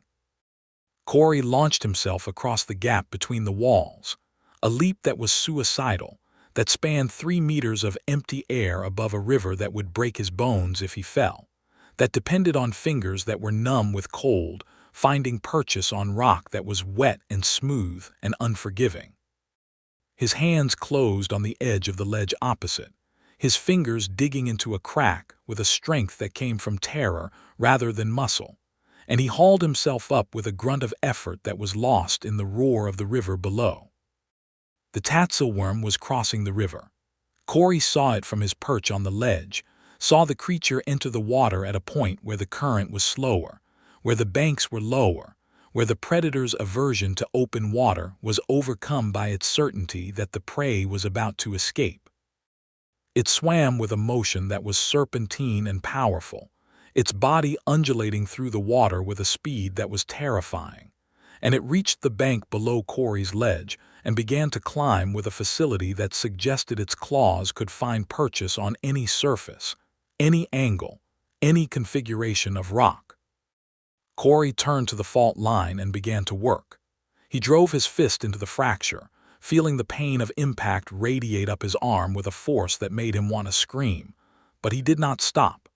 He struck again and again, each blow landing on the same weak point with a precision that was born of desperation, and he felt the rock begin to give, begin to shift, begin to move in a way that suggested the wall was ready to fail.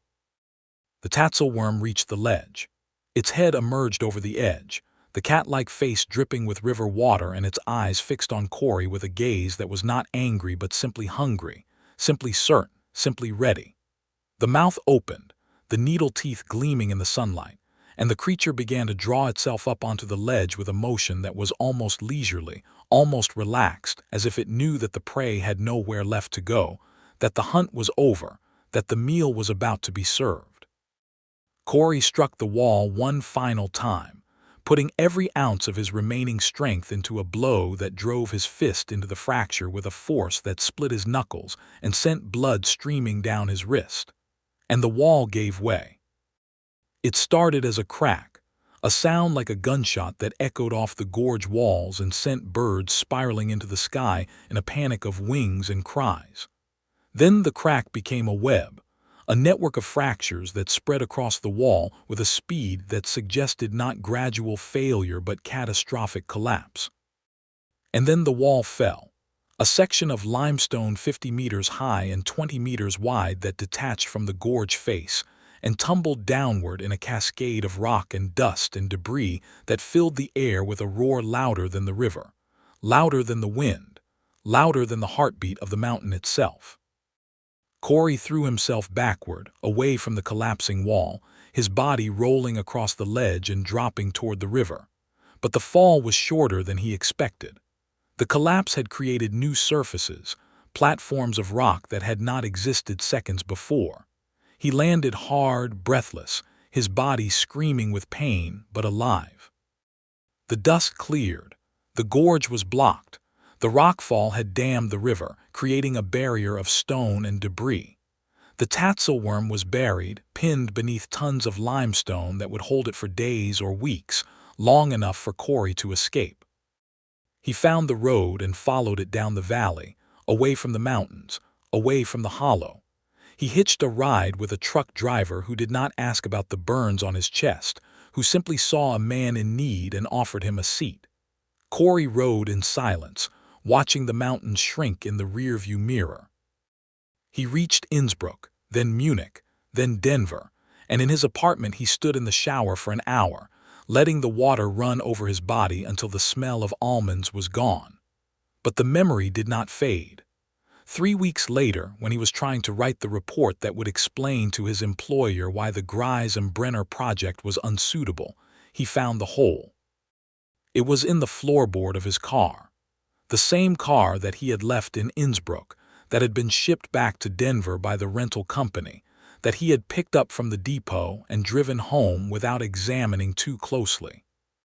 He had not noticed it at first, had not seen the small, perfectly circular opening in the metal beneath the driver's seat. But now, as he was vacuuming the interior, preparing to return the vehicle, he saw it. And from the hole, a single drop of yellowish liquid was forming, preparing to fall. Corey stared at it, his heart hammering against his ribs with a force that made his vision blur and his hands shake. The hole was identical to the one that had been in the floorboard in Austria, the same size, the same shape, the same smooth, melted edges. And the liquid was the same color, the same viscosity, the same smell that he could detect even from a distance of 2 feet. The Tatzelwurm had found him. Not the same creature, perhaps. That one was buried under tons of alpine limestone, trapped in a tomb of Corey's own making. But another. One of the hive, one of the colony, one of the network of creatures that lived in the hollows beneath the mountains, that moved through the earth with a speed and silence that defied human understanding, that marked their prey with a patience that was older than human fear and more absolute than human hope.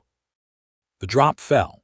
It struck the carpeted floor of the car and began to sizzle, the synthetic fibers bubbling and smoking and dissolving with a speed that was almost identical to the dissolution of the rubber accelerator pedal in Austria. The acid was working, eating through the carpet, through the insulation beneath, through the metal frame of the vehicle with a methodical precision that suggested intelligence, intention, the deliberate destruction of anything that might carry the prey away from the hollow. Corey backed away from the car, his hands raised in a gesture that was not surrender but recognition, not defeat but acknowledgement. He understood now what the diary had not told him, what Frau Huber had not known, what no one in the village had ever suspected. The Tatzelwurm was not a single creature.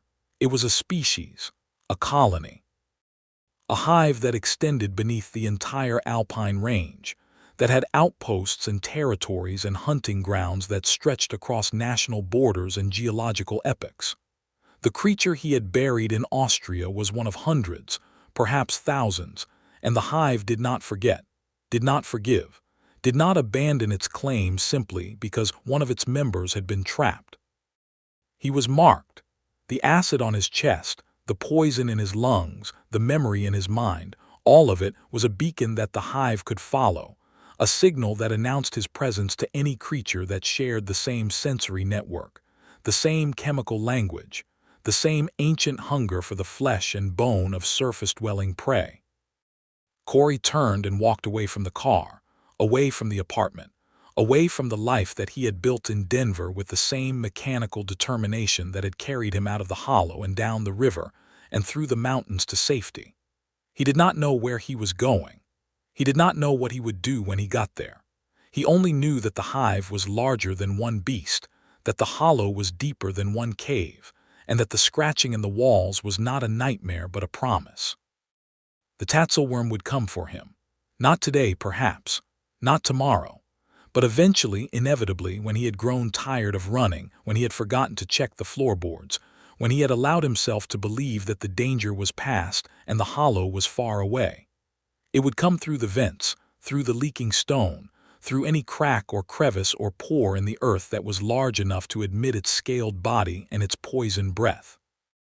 And when it came, Corey would be ready, not with hammers or explosives or the desperate gambles of a man who has nothing left to lose, but with knowledge, with understanding, with the terrible, beautiful certainty that the world was larger and older and stranger than he had ever imagined, and that the things that lived in its hollow spaces were not monsters but simply animals, simply biology, simply the patient, eternal hunger of the earth itself. He walked into the sunset, his shadow stretching long behind him, and the mountains that he could not yet see waited with a patience that was older than his fear and more absolute than his hope. The hollow was deep, the hive was vast, and the scratching in the walls was only the beginning. The grafting. The needle entered his forearm at a shallow angle, just beneath the epidermis, sliding through the dermal layer with a precision that Elias Crane had perfected over months of practice.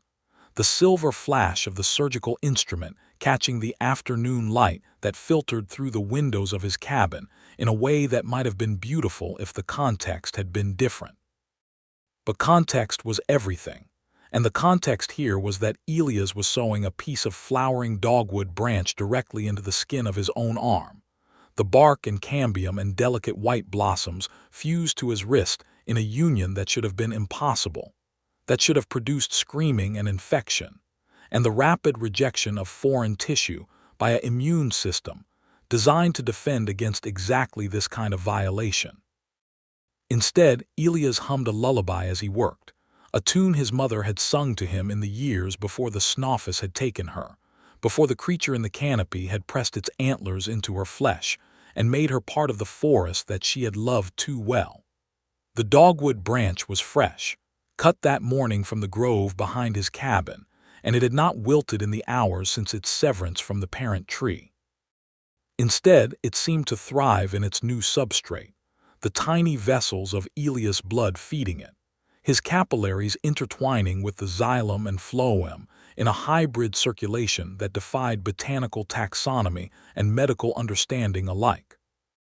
The blossoms opened as he watched, their 4 petals spreading to reveal the rust-colored centers that gave the dogwood its distinctive appearance, and Elias felt a surge of something that was not pain but its opposite, a sensation of rightness, of belonging, of finally becoming similar enough to the forest that the thing in the canopy would stop seeing him as prey. He had been grafting for 6 months, ever since the blue haze had first appeared in the hills, ever since the Snawfus had begun its slow, patient siege of the orchard country.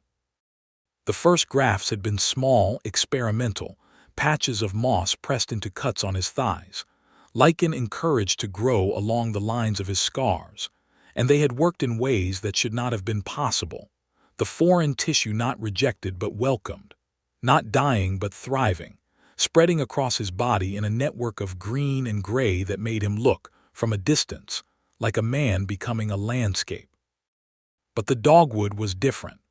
The dogwood was deliberate, symbolic, a message to the Snawfus that he understood its nature, that he was willing to become what it was, to accept the forest into his flesh in exchange for the protection that similarity might confer. He tied off the suture with a knot that was more horticultural than surgical, a grafting technique learned from his grandfather's journals rather than any medical textbook, and he sat back in his chair, his arm throbbing with a pulse that was no longer exclusively his own, the dogwood blossoms nodding in a breeze that came not from the window but from the movement of his blood. The lullaby ended, the last note hanging in the cabin's dusty air like a pollen grain suspended in sunlight, and Elias looked out at the hills that rolled away from his porch in waves of autumn color, the oaks and hickories burning with the last fires of the season, the underbrush rustling with the movements of animals that were fleeing something larger and hungrier than themselves. The blue haze was visible from his porch, a blanket of indigo mist that had settled into the valleys 3 days ago and showed no signs of dissipating, a meteorological impossibility that the local weather station attributed to temperature inversions and the National Weather Service ignored entirely. But Elias knew what it was. He had smelled it before, had felt its hypnotic weight in his lungs, had seen it drift down from the canopy in spiral patterns that suggested intention rather than convection. It was the Snawfus's breath, or its sweat, or its predatory pheromone, a chemical signal that induced a mild trance in those who breathed it, a suggestibility that made the forest seem welcoming rather than threatening, that turned the sound of breaking branches into music and the sight of displaced shadows into comfort. The haze was the creature's hunting strategy, its way of preparing the ground before the graft, of making the victims relaxed and receptive and ready to accept the antlers into their flesh without resistance. And it was getting stronger. Each day, the haze thickened. Each day it crept further up the hillsides. Each day it brought with it the sounds that Elias had learned to fear. The heavy thump of something landing on a branch that should not have supported its weight. The whisper of blue smoke spiraling down through the canopy. The glimpse of blinding white and polished opal eyes that vanished when looked at directly but remained in peripheral vision like floaters in a diseased retina. The Snawfus was coming. It had been coming for months, years perhaps, ever since Elias' grandfather had died and left the orchard untended, the old man's careful breeding of impossible heirlooms having maintained a balance that his absence had disrupted. The creature was drawn to the orchard, to the mutated trees that the old man had cultivated in his cellar, to the experiments that had blurred the line between botany and something older, something that spoke of forced marriages between species that should never have met. Elias had inherited those experiments along with the land, had found the journals and the grafting tools and the root cellar that was not merely a storage space, but a laboratory, a place where his grandfather had pursued a vision of horticultural perfection that had summoned or created, or simply attracted the attention of something that viewed human flesh as merely another medium for its art. And now Elias sat in his cabin, his arm flowering with dogwood, his body slowly becoming a trellis, and he waited for the Snawfus to arrive with the patience of a man who had already accepted that his fate was not avoidance but transformation, not escape but incorporation into a design larger and older than his individual existence. The lullaby had been his mother's, but it had also been his grandfather's, and now it was his, and he suspected that, when the Snawfus finally pressed its flowering skull against his chest, the tune that emerged from his throat would be the same one that had sung him to sleep as a child, the same one that had accompanied his mother into the canopy, the same one that would accompany him into the symmetry that the creature demanded. He hummed it again softly, and the dogwood blossoms on his arm trembled in response, and outside the blue haze thickened, and somewhere in the hills, a branch snapped with a sound like bone breaking, and the afternoon light turned the color of old bruises as the Snawfus began its descent. Julian Ashford had not wanted to come to the Ozarks. He had not wanted to leave his apartment in Chicago, with its view of the lake and its proximity to the coffee shops where he wrote his freelance articles, and its blessed distance from the family history that he had spent his adult life trying to escape. But the letter from the estate attorney had been insistent, and the terms of his grandfather's will had been specific, and the alternative to making the journey was the forfeiture of a property that was, according to the appraisal, worth more than Julian's entire net worth multiplied by 10. Silas Ashford had been a recluse in his final decades, a man who had withdrawn from family and society, alike to pursue what he described in his rare communications as the perfect graft, a horticultural obsession that had begun as hobby and ended as monomania. Julian's mother, Silas's daughter, had spoken of the old man only in whispers, in warnings, in the kind of coded language that families use to communicate unspeakable truths without actually speaking them. "Don't go up there," she had told Julian on the phone the week before she died. "Don't ever go up there, baby. There's something in those trees that isn't trees, something your grandfather made or found or woke up, something that looks at you from the canopy and sees not a person but a pattern, a symmetry, a place to grow." Julian had dismissed her warnings as the product of a mind eroded by the cancer that would kill her 2 months later, had attributed her fear to the dementia that had begun to cloud her final years, had filed her words alongside the other family legends that he had rejected as superstition. But now, driving his rental sedan up the winding mountain roads that led to Silas Ashford's estate, Julian found himself replaying those warnings with a frequency that suggested his rationalism was not as robust as he had believed, that the part of his mind that had evolved to detect predators in shadows was picking up signals that his conscious self refused to process. The autumn hills were beautiful, he had to admit, the hardwood forests blazing with color that seemed almost artificial in its intensity, the valleys filled with mist that should have been white, but was instead a peculiar shade of blue that Julian tried to convince himself was simply the result of atmospheric scattering, the angle of the afternoon light, the presence of certain minerals in the local geology. But the blue persisted even as the sun climbed higher, even as the angles changed, even as he drove deeper into the hills, and the mist thickened around his car like a garment being drawn closed.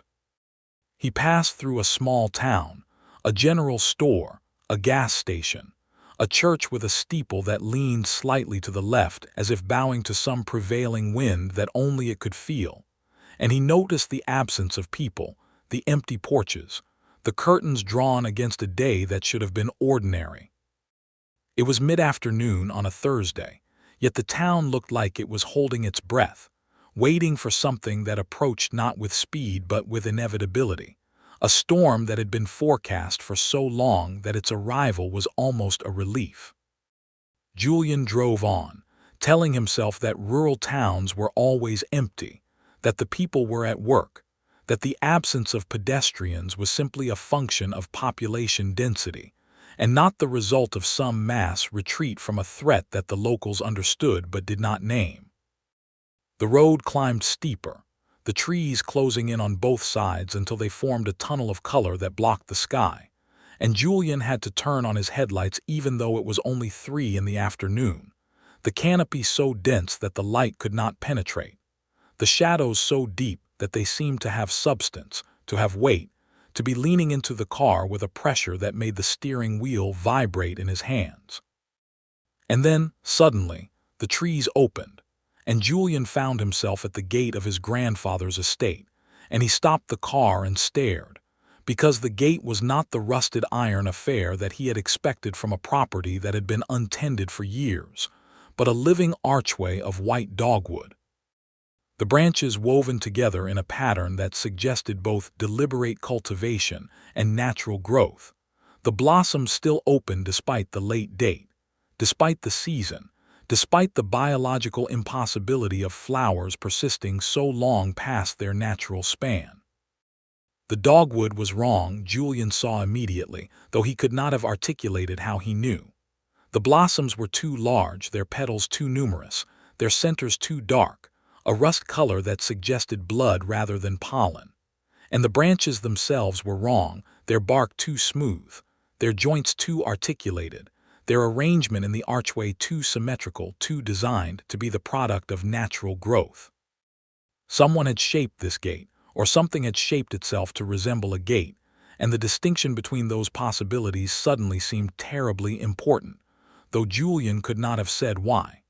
He got out of the car, his legs stiff from hours of driving, and approached the dogwood archway with a caution that he told himself was simply good sense. Old wood could be brittle, the archway could collapse, he should assess its stability before driving beneath it. But his caution was something deeper, something that made his hand tremble as he reached out to touch the bark, something that made him flinch back when the branch moved, not with the sway of wind but with a deliberate flexion, a contraction of muscles that wood should not possess. The dogwood was warm beneath his fingers, warm and slightly pulsing, as if the sap that ran through its veins was not plant fluid but something closer to blood, and Julian jerked his hand back, his heart hammering, his rational mind scrambling for explanations. Circulation of warm groundwater, geothermal heating, some peculiarity of local geology that maintained an elevated temperature in the root zone. But the warmth was localized, concentrated in the archway itself, and the branches were moving slowly, almost imperceptibly, rearranging their weave to create a larger opening, an invitation, a passage that seemed to say, without words, enter, become. The symmetry awaits. Julian stood frozen, his hand still raised, his mind caught between the urge to flee and the urge to obey, and he realized with a clarity that was almost painful that the blue haze was not merely outside the archway, but inside him, in his lungs, in his blood, in his brain, a chemical signal that had been working on him since he entered the hills, softening his resistance, making the forest seem welcoming rather than threatening, making the dogwood archway seem like home rather than trap. He had breathed the Snawfus's pheromone, he realized, though he did not yet know the creature's name, and it was already working on him, already preparing him for the graft, already making his flesh receptive to the forest that would soon claim him. But the realization was not enough to break the spell. The haze was too strong, the suggestion too deep, the part of his mind that screamed warnings too small and too distant to overcome the warm, enveloping comfort of the blue. He walked through the archway, his hand brushing the dogwood blossoms as he passed, and they closed around his fingers like lips, like the mouths of hungry infants. And he did not pull away, because the touch was not unpleasant, because the sensation was not of consumption but of welcome, of homecoming, of finally arriving at a place where he had always been meant to be. The driveway beyond the archway was overgrown with weeds and saplings, the gravel long since buried beneath a succession of seasons, and Julian's rental sedan could not navigate it, would have to be abandoned at the gate, would have to be left behind as he walked the quarter-mile to his grandfather's house, a walk that took him deeper into the blue, deeper into the haze, deeper into the transformation that awaited. He did not look back at the car. He did not consider turning around. He walked forward, his feet finding the path that his grandfather had walked for decades, the path that his mother had warned him against, the path that led to the house and the orchard and the root cellar where the perfect graft waited to receive him. The house was smaller than Julian had expected, a two-story clapboard structure that had been white once, but was now gray with weathering and green with the moss that grew in the shade of the surrounding trees. It sagged in the middle, as if the weight of years had pressed it into the earth, and its windows were dark, not merely unlit but obscured, covered from within by something that Julian could not identify from a distance, but that suggested not curtains but growth, not fabric but foliage.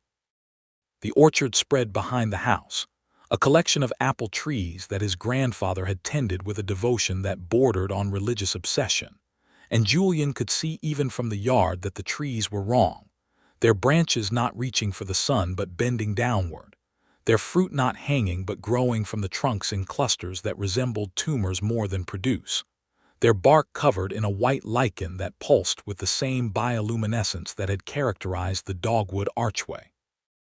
And from the trees, from the canopy that should have been empty in late autumn, came the sounds of movement, of weight shifting on branches that should not have supported it, of something large and deliberate navigating the upper reaches with a grace that suggested flight without wings, displacement without motion, presence without visibility.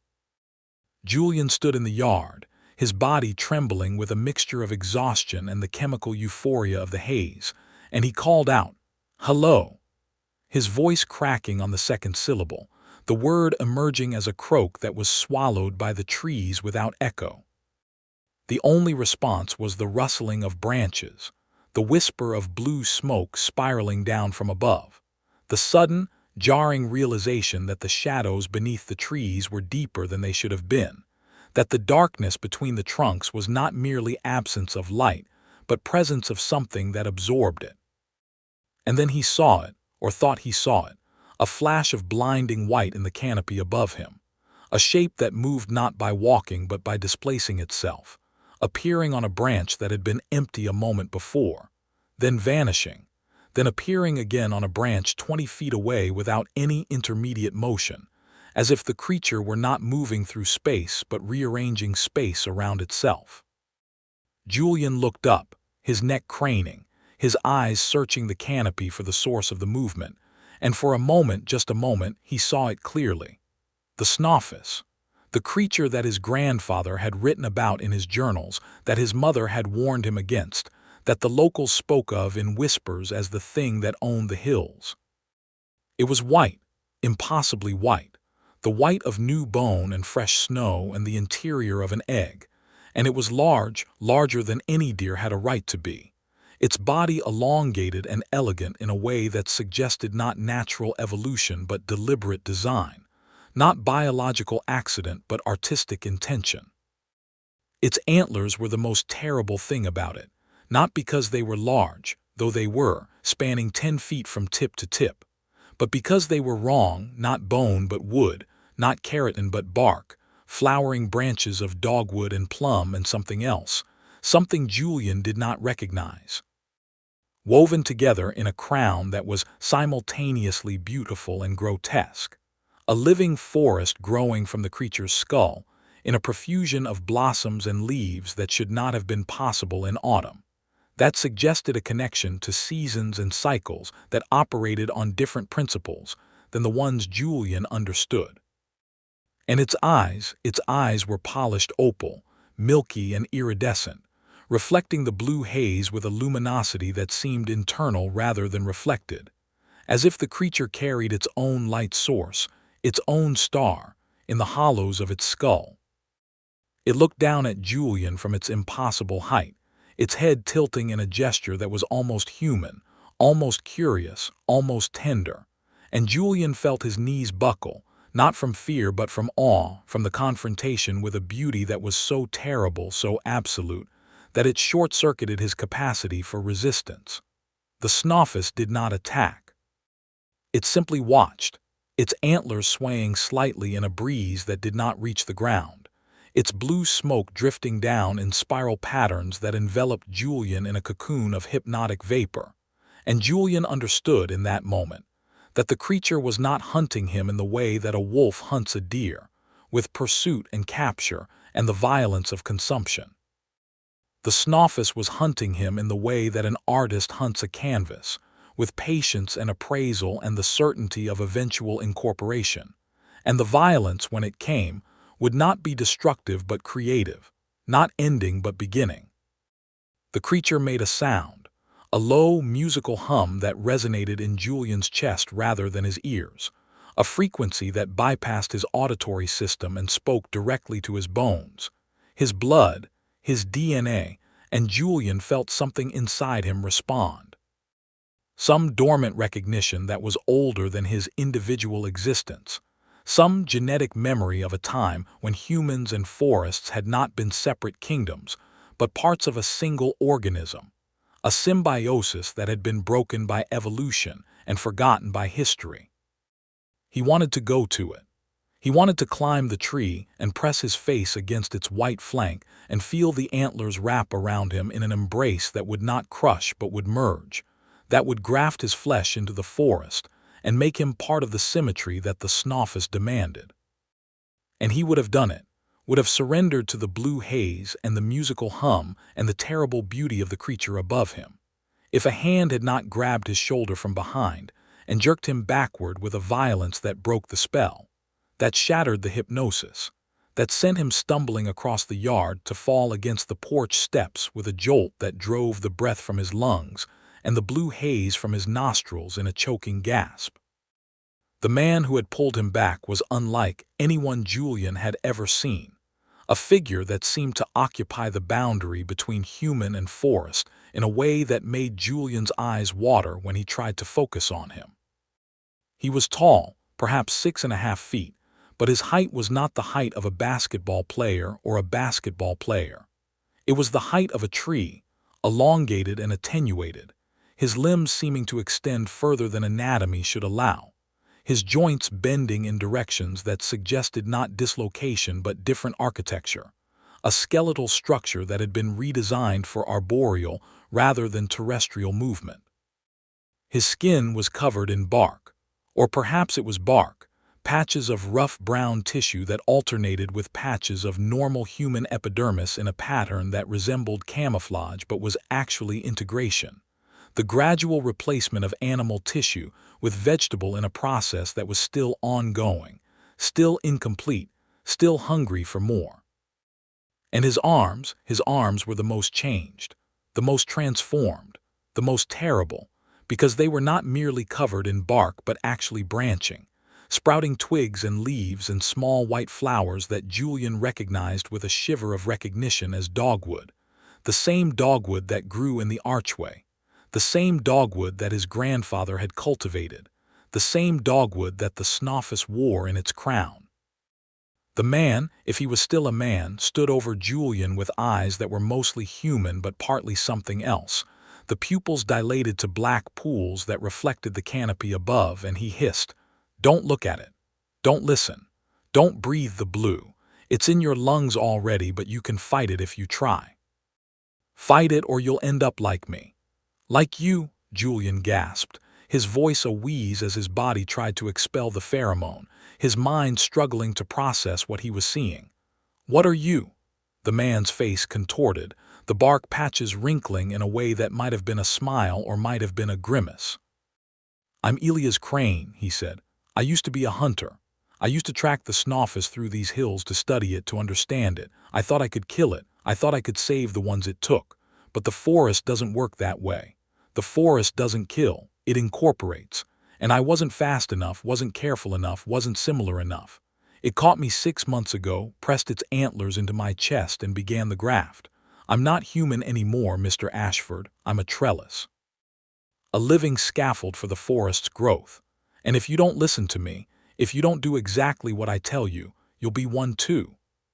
Julian stared up at Elias Crane, at the bark and the branches and the dogwood flowers that bloomed from his wrists, and he felt the last of his rationalism crumbling, the last of his skepticism dissolving in the face of a reality that could not be explained by any framework he possessed.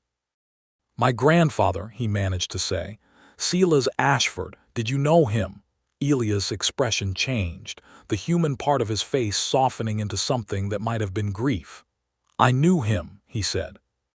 "He was the only one who understood. The only one who saw the Snawfus not as a monster but as an opportunity, a perfect graft, he called it. A merging of human intelligence and forest longevity, of animal mobility and vegetable patience. He wasn't trying to kill the creature, Mr. Ashford. He was trying to become it. And he succeeded in a way, but the success was not what he expected. It never is." Elias reached down with a hand that was still partly human, the fingers rough with calluses but the nails thick and yellow like hoof growth, and helped Julian to his feet. "Come inside," he said, "quickly, before the haze thickens. Before it comes down from the canopy. The house is warded, somewhat. Your grandfather's work.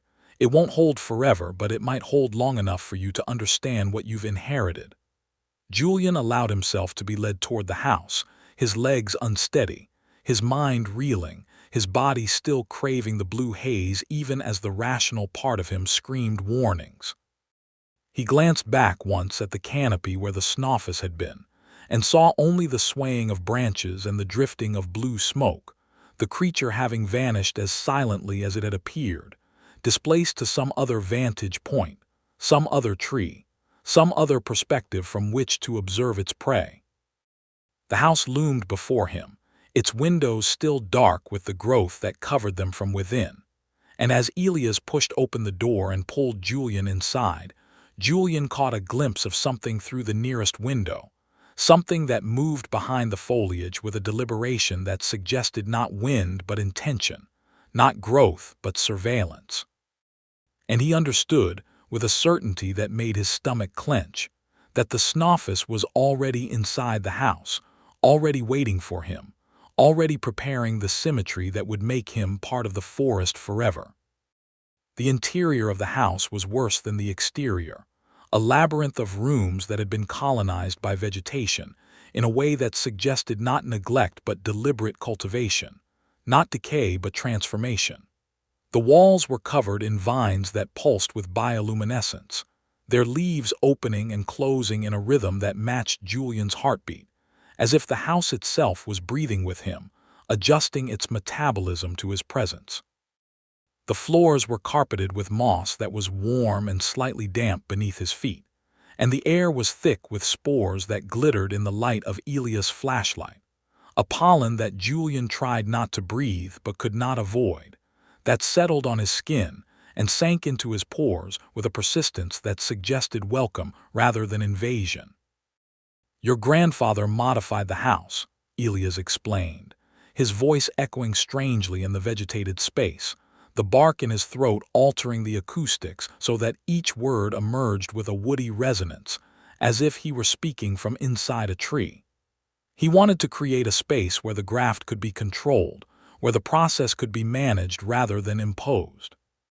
The Snawfus doesn't understand architecture, doesn't distinguish between natural and artificial structures. It sees the house as just another growth medium, another surface to colonize, another host for its symbiosis. But Sila's learned to work with it, to redirect its growth, to channel its energy into forms that served his purposes rather than the creature's. "What purposes?"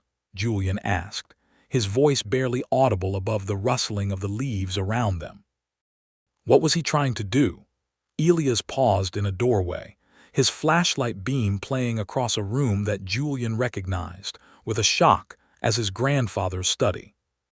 The furniture was still there, the desk and the chair and the bookshelves, but they were overgrown, enveloped in a tissue of vines and roots that had woven themselves through the wood and fabric, transforming the objects into something that was neither furniture nor plant but a hybrid of both, a graft of human design and vegetable growth that seemed to be still in process, still evolving, still seeking its final form. On the desk, visible beneath a layer of moss, were the journals, the leather-bound volumes that Julian had come to collect, that he had intended to donate to a university archive or sell to a collector or simply burn, depending on what they contained. He was trying to create a counter-Snawfus, Elias said, his voice dropping to a whisper that was barely distinguishable from the sound of wind in leaves. A rival organism, a competing symmetry. He believed that the Snawfus was not a single creature but a system, an ecological process that had been triggered by the forced merging of human and forest, of sentience and growth. And he believed that if he could understand the process, replicate it, control it, he could create something that would fight the Snawfus on its own terms, something that would graft back, that would incorporate the creature rather than being incorporated by it. Julian approached the desk, his hand reaching for the journals, his fingers brushing the moss that covered them and feeling beneath the vegetable tissue the solidity of paper and leather and ink. Did he succeed? Elias was silent for a long moment, and when he spoke, his voice held a note of something that might have been awe or might have been terror. "In the cellar," he said. "The answer is in the cellar, but I warn you, Mr. Ashford, what's down there is not what you expect. What's down there is not a monster and not a savior and not a solution. What's down there is your grandfather's last experiment, and it's still growing and it's hungry, and it doesn't distinguish between Ashford blood and any other kind. The only thing that protects you is the possibility that you might understand it, might speak its language, might offer it something that it's never been offered before." "What?" Julian asked, his hand frozen on the journal. "What could I possibly offer it that it hasn't already taken?" Elias turned to look at him, and in the flashlight beam, Julian saw that the bark had spread further across his face, that the dogwood flowers were blooming from his temples now, that the transformation was accelerating, was approaching its completion. "Choice," Elias said. "Your grandfather never gave it choice. He forced the graft, imposed the symmetry, made the creature in the cellar a prisoner of his design. But you're different. You came here not knowing what you'd find. You breathed the haze but resisted the call. You saw the Snawfus but didn't go to it. That resistance, Mr. Ashford, that hesitation, that moment of almost surrender followed by retreat, that's choice. That's human. And that's the one thing neither the Snawfus nor your grandfather's creation has ever experienced." The house creaked around them, a sound like trees in wind, like bones shifting in a grave, like the first note of a lullaby that had no words and no end. And from somewhere below, from the cellar that Julian had not yet seen, came a sound that made Elias flinch and made Julian's blood run cold. A wet, rhythmic pulsing like a heartbeat heard through layers of tissue, like sap rising in a tree in spring, like something being born in darkness and silence and terrible patience. "It's waking," Elias whispered. "It's been waiting for you, Mr. Ashford. It's been waiting for the blood to return. And now that you're here, now that the symmetry is almost complete, it won't wait much longer." The flashlight flickered, the batteries draining in a way that suggested not mere electrical failure but consumption, the house absorbing the energy into its own metabolism. And in the momentary darkness, Julian felt something brush against his ankle, something warm and smooth and alive, a root or a vine or a finger. And he knew with a certainty that transcended reason that the house was not merely overgrown, but aware, that the vegetation was not merely growing but reaching, and that the cellar below held not his grandfather's experiment but his grandfather himself, transformed and incorporated and waiting for the final graft that would complete the symmetry and close the circle of the Ashford inheritance. The cellar stairs were hidden behind a door that had once been a pantry, its wood swollen with moisture, its frame warped by the pressure of roots that had grown around and through it.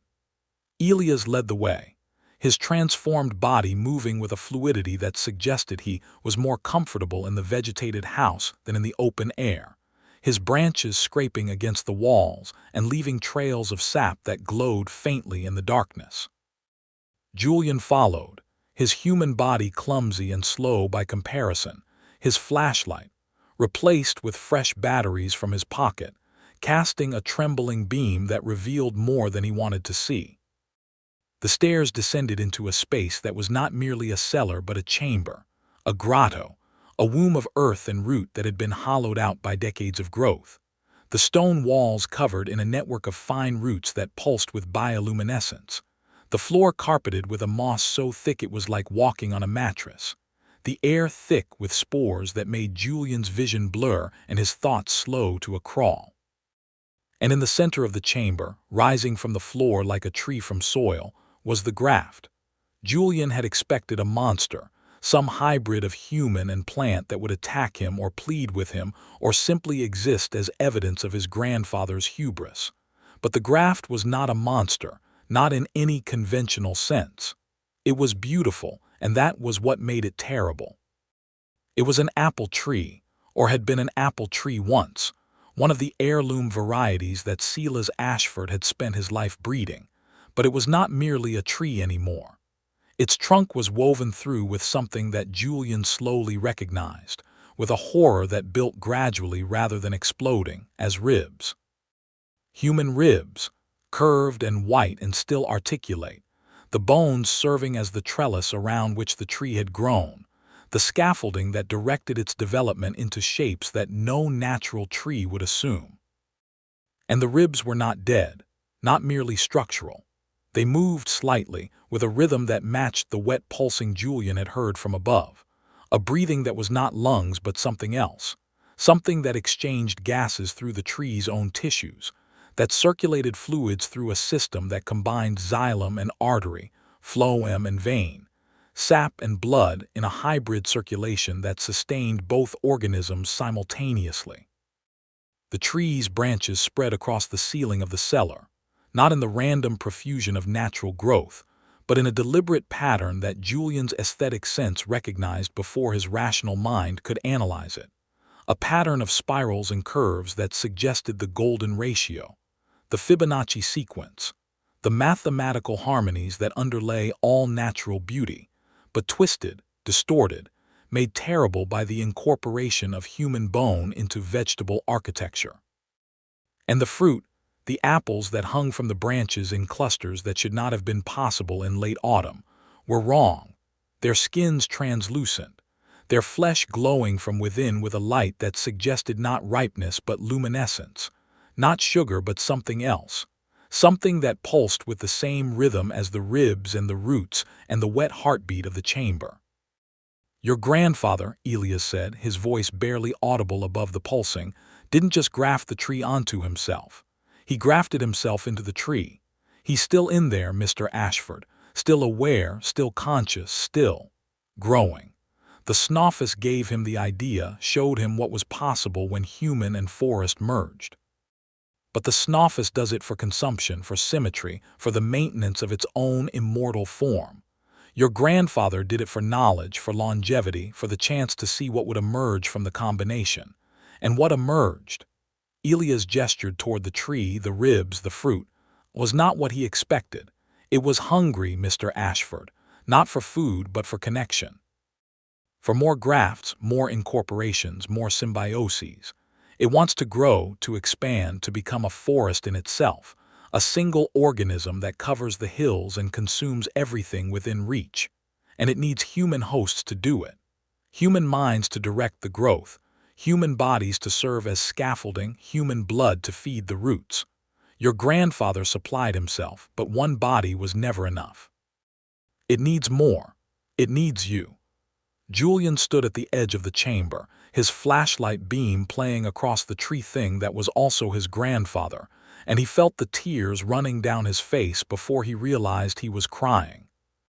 Not from grief, though there was grief, and not from fear, though there was fear, but from recognition, from the terrible understanding that the thing in the cellar was not merely his grandfather's creation, but his grandfather's expression. The physical manifestation of a mind that had spent decades seeking the perfect graft, the ideal union of human and vegetable, the symmetry that would transcend the boundaries of species and kingdom and mortality itself. Silas Ashford had not been a monster, Julian understood. He had been an artist, and the cellar was his studio, and the tree was his masterpiece, and the only flaw in the design was that the masterpiece was not complete, that it required more material, more input, more life, to achieve the final form that Silas had envisioned. And Julian, who had inherited not just the property but the vision, the curiosity, the desperate need to understand that had driven his grandfather to this point, felt something inside him responding to the tree's call, something that wanted to climb the trunk and press his chest against the ribs and feel the roots enter his flesh and begin the graft that would make him part of the symmetry, part of the design, part of the perfect union that his grandfather had begun. No, he whispered, though the word emerged as a question rather than a denial, a breath rather than a barrier. I won't. I'm not like him. I don't want to understand. I just want to leave. But even as he spoke, he felt his feet moving forward, felt his hands reaching for the trunk, felt his body responding to a call that was not audible but chemical, not external but internal, a resonance between his blood and the tree's sap that made resistance seem not merely futile but wrong, a violation of the natural order that demanded his participation. Elias grabbed him from behind, his bark skin scraping Julian's neck, his branch fingers wrapping around Julian's wrists with a strength that was painful but necessary, and he pulled Julian back, away from the tree, toward the stairs, his voice a hoarse whisper in Julian's ear. Fight it. Fight it now, or you'll be down here forever, growing with him, becoming part of the orchard, part of the symmetry. Fight it, Mr. Ashford. Remember who you are. Remember the world outside. Remember that you have a choice.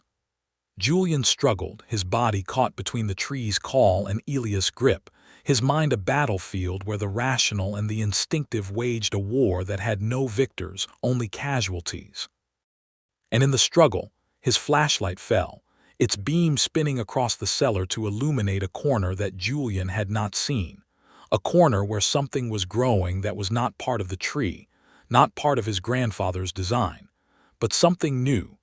Something that had emerged from the graft without being planned. Something that moved with a deliberation that suggested not vegetable patience but animal cunning. It was small, no larger than a deer fawn, but it was white, impossibly white, and its head was crowned with antlers that were not antlers but branches, dogwood branches that bloomed with the same terrible beauty as the Snawfus's crown. And its eyes were not opal but something darker, something that held a human intelligence, a human awareness, a human grief that transcended its inhuman form. It looked at Julian, and Julian looked at it, and in that mutual regard, something passed between them that was not communication but recognition, not language but kinship, the acknowledgement of two beings who shared a bloodline that had been altered by the same force, transformed by the same hunger, caught in the same web of graft and growth and terrible symmetry. "What is that?" Julian managed to gasp, his body still struggling against Elia's grip, his eyes fixed on the white creature in the corner. Elias followed his gaze, and when he spoke, his voice held a note of something that might have been hope or might have been despair. "That's the answer," he said. "That's what your grandfather made, not a counter Snawfus. Not a rival organism. A child. A hybrid. The perfect graft achieved not by forcing human into tree but by allowing them to merge, to reproduce, to create something that is neither and both. And it's been waiting for you, Mr. Ashford. Not to consume you, not to graft you, but to choose you. To ask you, for the first time in its existence, what you want to become." The creature in the corner stepped forward, its hooves making no sound on the mossy floor, its antlers swaying with a grace that was almost musical, and Julian felt Elia's grip loosen, the bark-skinned man releasing him not to the tree, but to the space between them, to the moment of decision that would define everything that followed.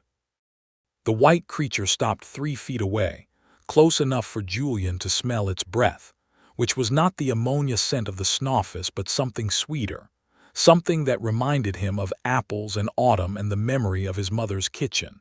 And it looked at him with eyes that held not hunger but hope, not predation but invitation. And Julian understood in that moment that the choice was real, that Elias had been right, that the one thing neither the Snawfus nor his grandfather's creation had ever experienced was the possibility of refusal, the option to say no, the freedom to define one's own symmetry rather than having it imposed. He could walk away. He could climb the stairs and leave the house and drive his rental sedan back to Chicago and never return to these hills, never think about his grandfather again, never acknowledge the white creature that was both his cousin and his legacy. Or he could stay. He could accept the invitation. He could become part of the symmetry, not as a victim but as a participant, a partner, a co-creator of whatever came next. The creature waited, its breath warm on Julian's face, its antlers trembling with a tension that suggested it understood the gravity of the moment, the weight of the choice, the consequences that would flow from whichever direction Julian's will finally turned. And Julian, who had spent his life running from his family's darkness, who had built his rationalism as a fortress against the supernatural, who had come to the Ozarks not to join the legend but to dispose of it, felt something inside him crack, not with the violence of breaking but with the gentleness of opening, of a bud splitting to reveal the flower within, of a graft taking hold and beginning to grow. He reached out, not to the tree and not to the white creature, but to the space between them, to the possibility that was neither human nor forest but something new, something that had never existed before and might never exist again, and his fingers brushed the dogwood blossoms on the creature's antlers, and the world changed. The touch of the dogwood blossoms sent a current through Julian's body that was not electricity, but something older, something that operated on principles of biology and chemistry that predated the discovery of electricity by millennia. It was a signal, a chemical communication that traveled through his skin and into his bloodstream, bypassing his nervous system entirely to speak directly to his cells, his DNA, the ancient genetic code that remembered a time before humans and forests were separate kingdoms. And the message was not hostile, not predatory, not the aggressive incorporation that the Snawfus imposed on its victims. It was an invitation, a request for partnership, a proposal of symbiosis that offered benefits as well as demands, exchange as well as sacrifice. Julian felt his hand close around the branch, the bark rough against his palm, the blossoms soft against his wrist, and he felt the creature's pulse through the wood, a rhythm that matched his own heartbeat after a moment of adjustment, 2 organisms finding synchrony like dancers discovering a common tempo. The white creature, the child, the hybrid, the perfect graft that his grandfather had sought and failed to achieve, made a sound, a low musical note that resonated in Julian's chest and made his vision blur with tears that were not of sadness but of release, of finally understanding, finally belonging, finally finding the symmetry that he had not known he was missing. "Don't," Elias whispered from behind him, his voice cracking with a desperation that was almost human, almost whole. "Don't accept it. Once you accept, you can't go back. The graft doesn't work that way. It doesn't negotiate.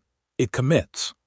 But Julian was already committed, had been committed since the moment he touched the blossoms, since the chemical signal entered his bloodstream and began to rewrite his cellular instructions, to prepare his tissues for incorporation, to make him ready for the transformation that was already beginning.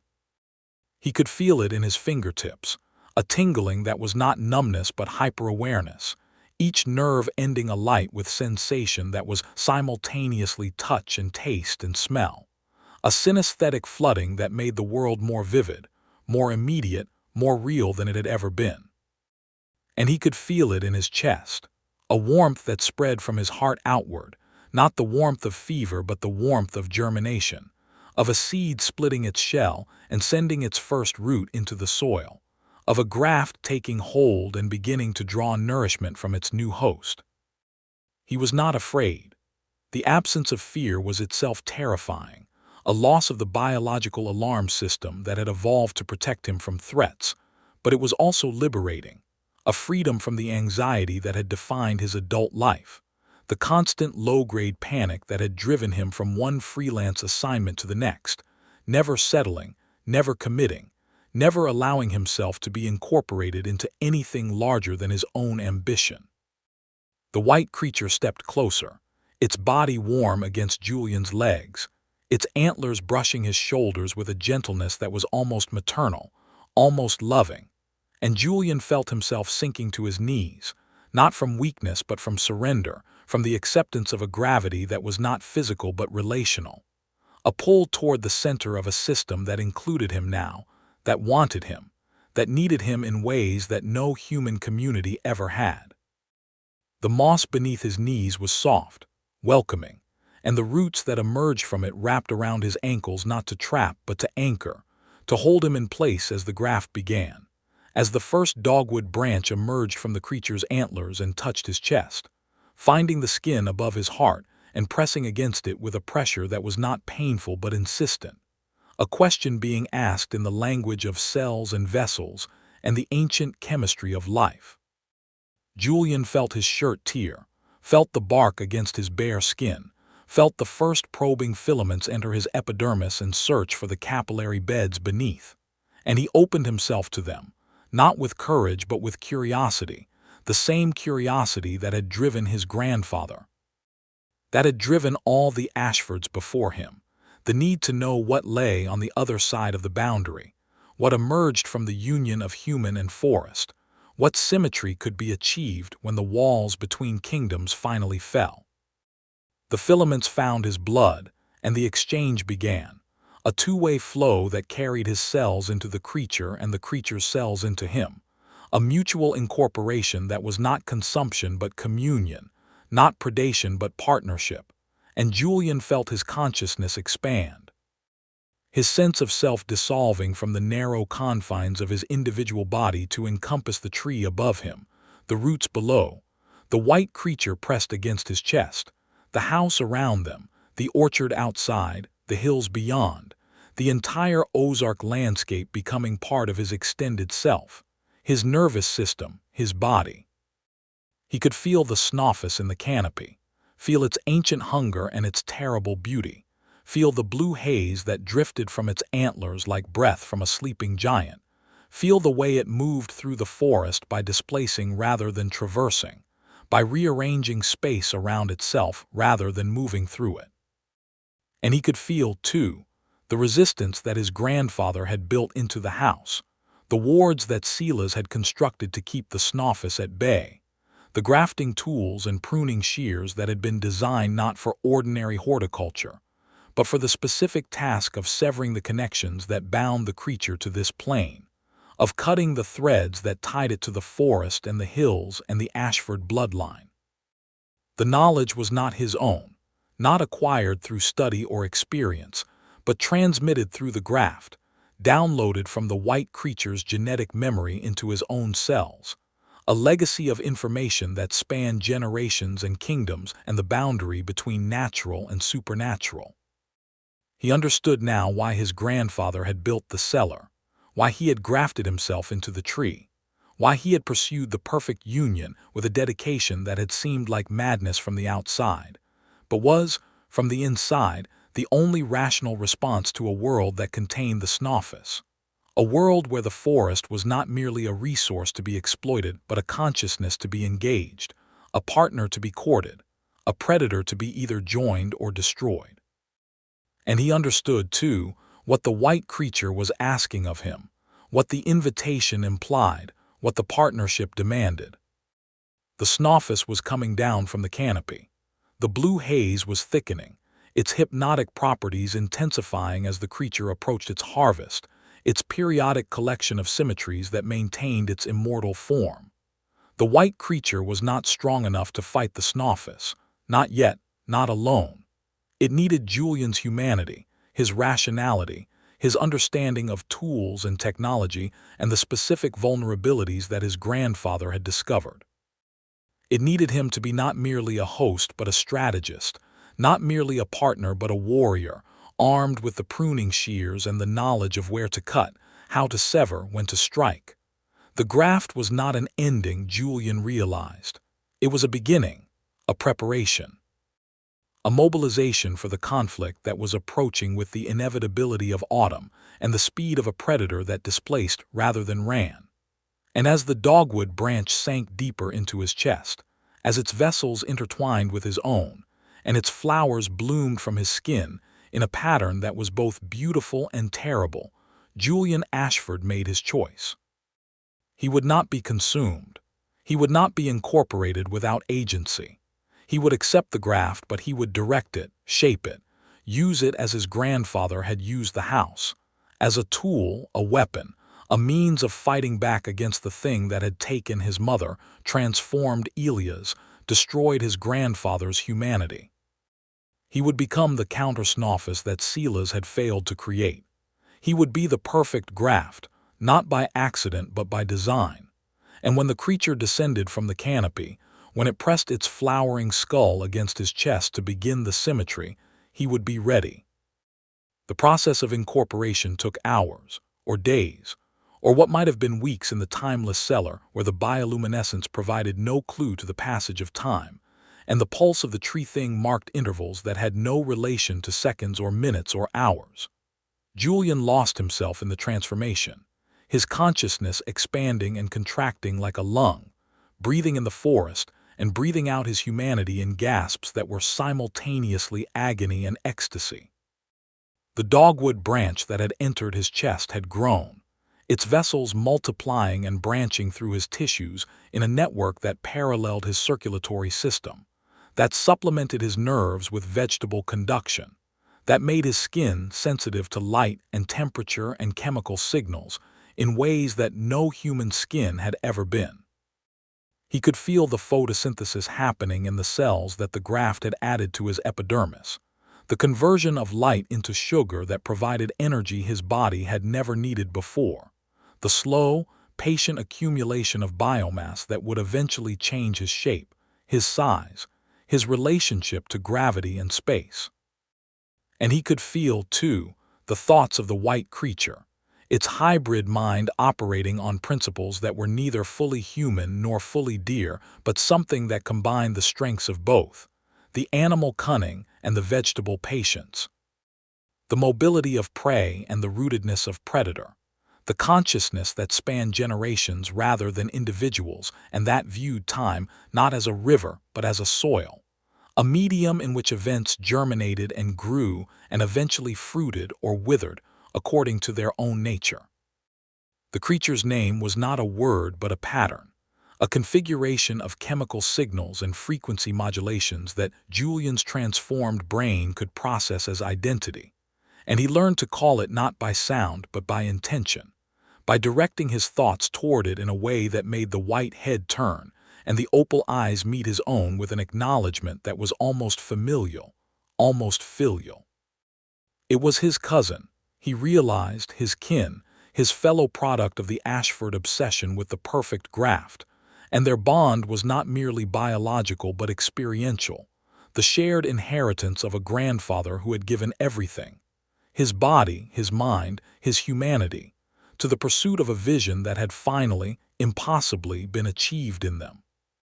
Elias watched from the stairs, his own transformation having reached a stage where he could no longer approach the cellar's center, his body too plant-like to survive in the tree thing's immediate presence, too much a trellis for the forest's growth to compete with the more perfect symbiosis that Julian and the white creature had achieved.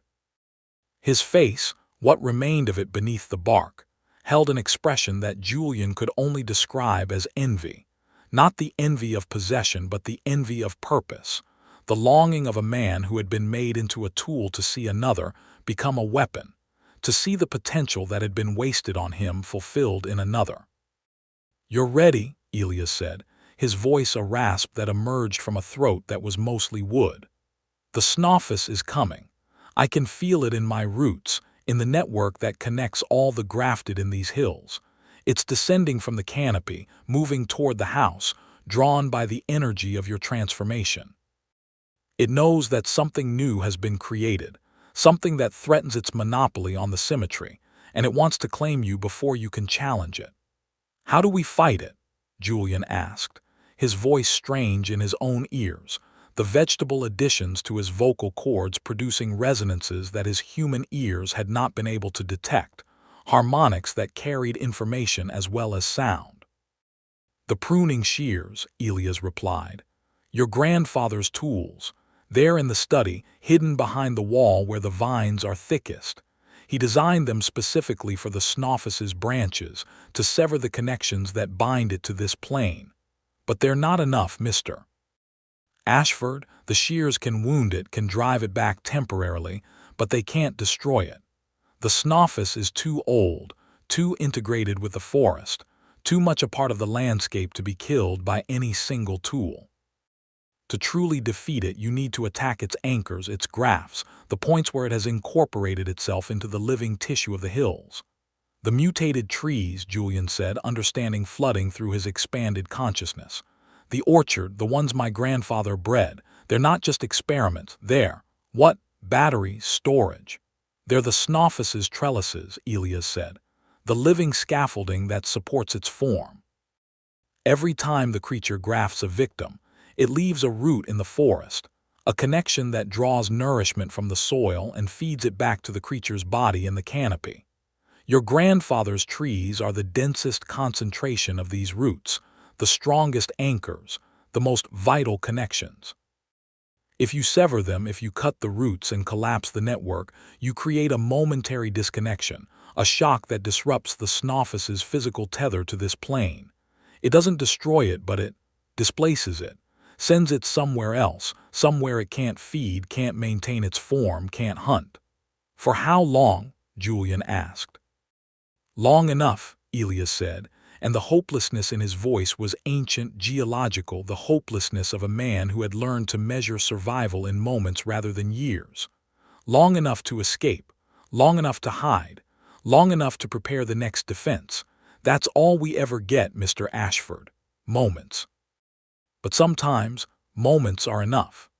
Julian climbed the stairs, his transformed body moving with a fluidity that surprised him, the vegetable additions to his musculature providing strength and flexibility that his human anatomy had never possessed, the dogwood blossoms on his chest opening, and closing with each breath in a rhythm that matched the tree thing's pulse below. The house was different now, seen through his expanded perception, no longer merely overgrown but alive, a network of consciousness that connected the cellar to the orchard, to the canopy, to the hills beyond, a single organism of which he was now a part, a node in a system that had been growing for decades, centuries perhaps, under his grandfather's direction and the Snawfus's influence. He could feel the creature approaching, its displacement creating ripples in the network that he could track like a hunter following spoor, its blue haze drifting ahead of it like a scout, preparing the ground, softening the resistance, making the world receptive to its terrible symmetry. And he could feel, too, the pruning shears, their location in the study radiating a signal that was almost magnetic, almost gravitational, a pull toward the one tool that could make a difference in the conflict that was approaching with the speed of a storm and the inevitability of winter. The study was as he remembered it, the desk and chair overgrown with vines, the journals still visible beneath the moss, but the wall behind the desk had changed, the vines parting to reveal a niche that Julian had not noticed before, a space that contained an object wrapped in cloth that pulsed with the same bioluminescence as the tree thing below. He approached it, his hand reaching for the cloth, his fingers trembling with a mixture of anticipation and dread, and he unwrapped the shears with a reverence that he could not explain, a sense of handling something sacred, something powerful, something that had been designed for a purpose that transcended horticulture and approached the realm of sacrament. The shears were beautiful, and that beauty was itself terrible. They were made of a metal that Julian did not recognize, neither steel nor iron nor any alloy he could identify, but something that gleamed with an internal light, something that seemed to be not merely worked but grown, crystalline formations that had been shaped into blades with an edge that Julian could feel rather than see, a sharpness that communicated itself to his fingertips without requiring touch. The handles were wood, or appeared to be wood, but they were warm and slightly pulsing, alive in a way that metal should not be, and when Julian gripped them, he felt a connection form between his transformed hand and the tool, a resonance that suggested the shears were not merely instruments but partners, not merely weapons but extensions of the same will that drove him toward the conflict with the Snawfus. They were heavy, heavier than their size suggested, as if they contained a density that was not physical but symbolic, the weight of generations of intention compressed into a form that could be lifted and wielded but never truly owned. And they were sharp, sharp in a way that transcended metallurgy, sharp in a way that could cut not merely flesh and bark but connections, bonds, the tethers that tied the Snawfus to the world. Julian held them up, the blades catching the bioluminescence in a flash that made his transformed eyes water, and he felt the house respond, the vines trembling, the roots pulsing, the entire organism acknowledging the presence of a tool that had been designed for its protection, its defense, its survival against the predator that had claimed so many before.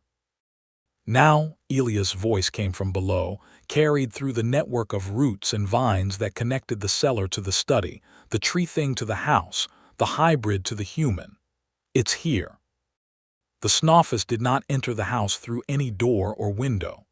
It displaced itself into the space, rearranging the air molecules to create a passage where none had existed, manifesting in the center of the study with a sound like a branch snapping under weight and a smell like crushed dogwood blossoms and ozone.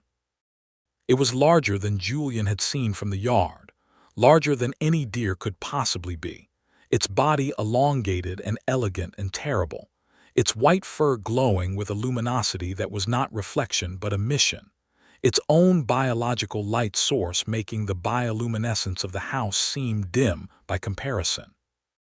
And its antlers, its terrible, beautiful antlers, were fully visible now, not merely dogwood and plum, but a profusion of species that Julian could not name, flowering branches that bloomed with colors that had no names in human language, that emitted fragrances that bypassed his olfactory system and spoke directly to his brain, inducing emotions that he had no words for, states of consciousness that transcended the categories of joy and terror and awe.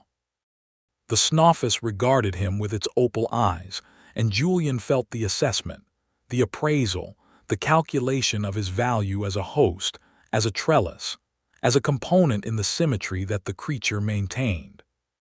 And he felt, too, the creature's surprise, its recognition that something had changed, that the human it had expected to find cowering in the house was not cowering but standing, not hiding but confronting, not prey but something else, something that wore the marks of the forest on its skin and held a tool that could wound, could sever, could disrupt. The Snawfus made a sound, the seesaw frequency that Julian had heard in his dreams, but it was different now, modulated by surprise rather than confidence, and the blue haze that drifted from its antlers was thinner, less dense, as if the creature were conserving its resources, uncertain of the outcome of this encounter. "You are not the orchardist," the Snawfus said, and the voice was not audible but perceptual, a pattern of frequencies that Julian's transformed brain interpreted as speech, a direct communication that bypassed ears and entered mind. "You are something new, something that should not exist." "I'm Julian Ashford," Julian replied, his voice steady despite the trembling in his transformed limbs, the shears heavy in his hands. "Silas Ashford's grandson, and I'm here to end this." The Snawfus tilted its head, a gesture that was almost human, almost amused. "End," the voice resonated in Julian's skull. "There is no end, there is only symmetry, exchange. The eternal balance of growth and consumption. Your grandfather understood this. He sought the perfect graft, the union that would transcend the boundaries of mortal and vegetable, human and forest, and he found it in a way. He became part of my design, part of the orchard, part of the trellis that supports my form. You cannot end what has no beginning, Julian Ashford. You can only join it." "No," Julian said, and he raised the shears, the blades catching the Snawfus's light in a flash that made the creature flinch, that made the blue haze retreat, that made the opal eyes widen with an emotion that might have been fear or might have been recognition. "My grandfather made a mistake. He thought the perfect graft was union, but it's not. The perfect graft is choice, the ability to accept or reject, to join or separate, to be part of the symmetry without losing the self. And that's what you've never understood. That's what makes you a predator rather than a partner. You don't ask, you take. You don't invite, you impose, and I'm here to show you that there's another way."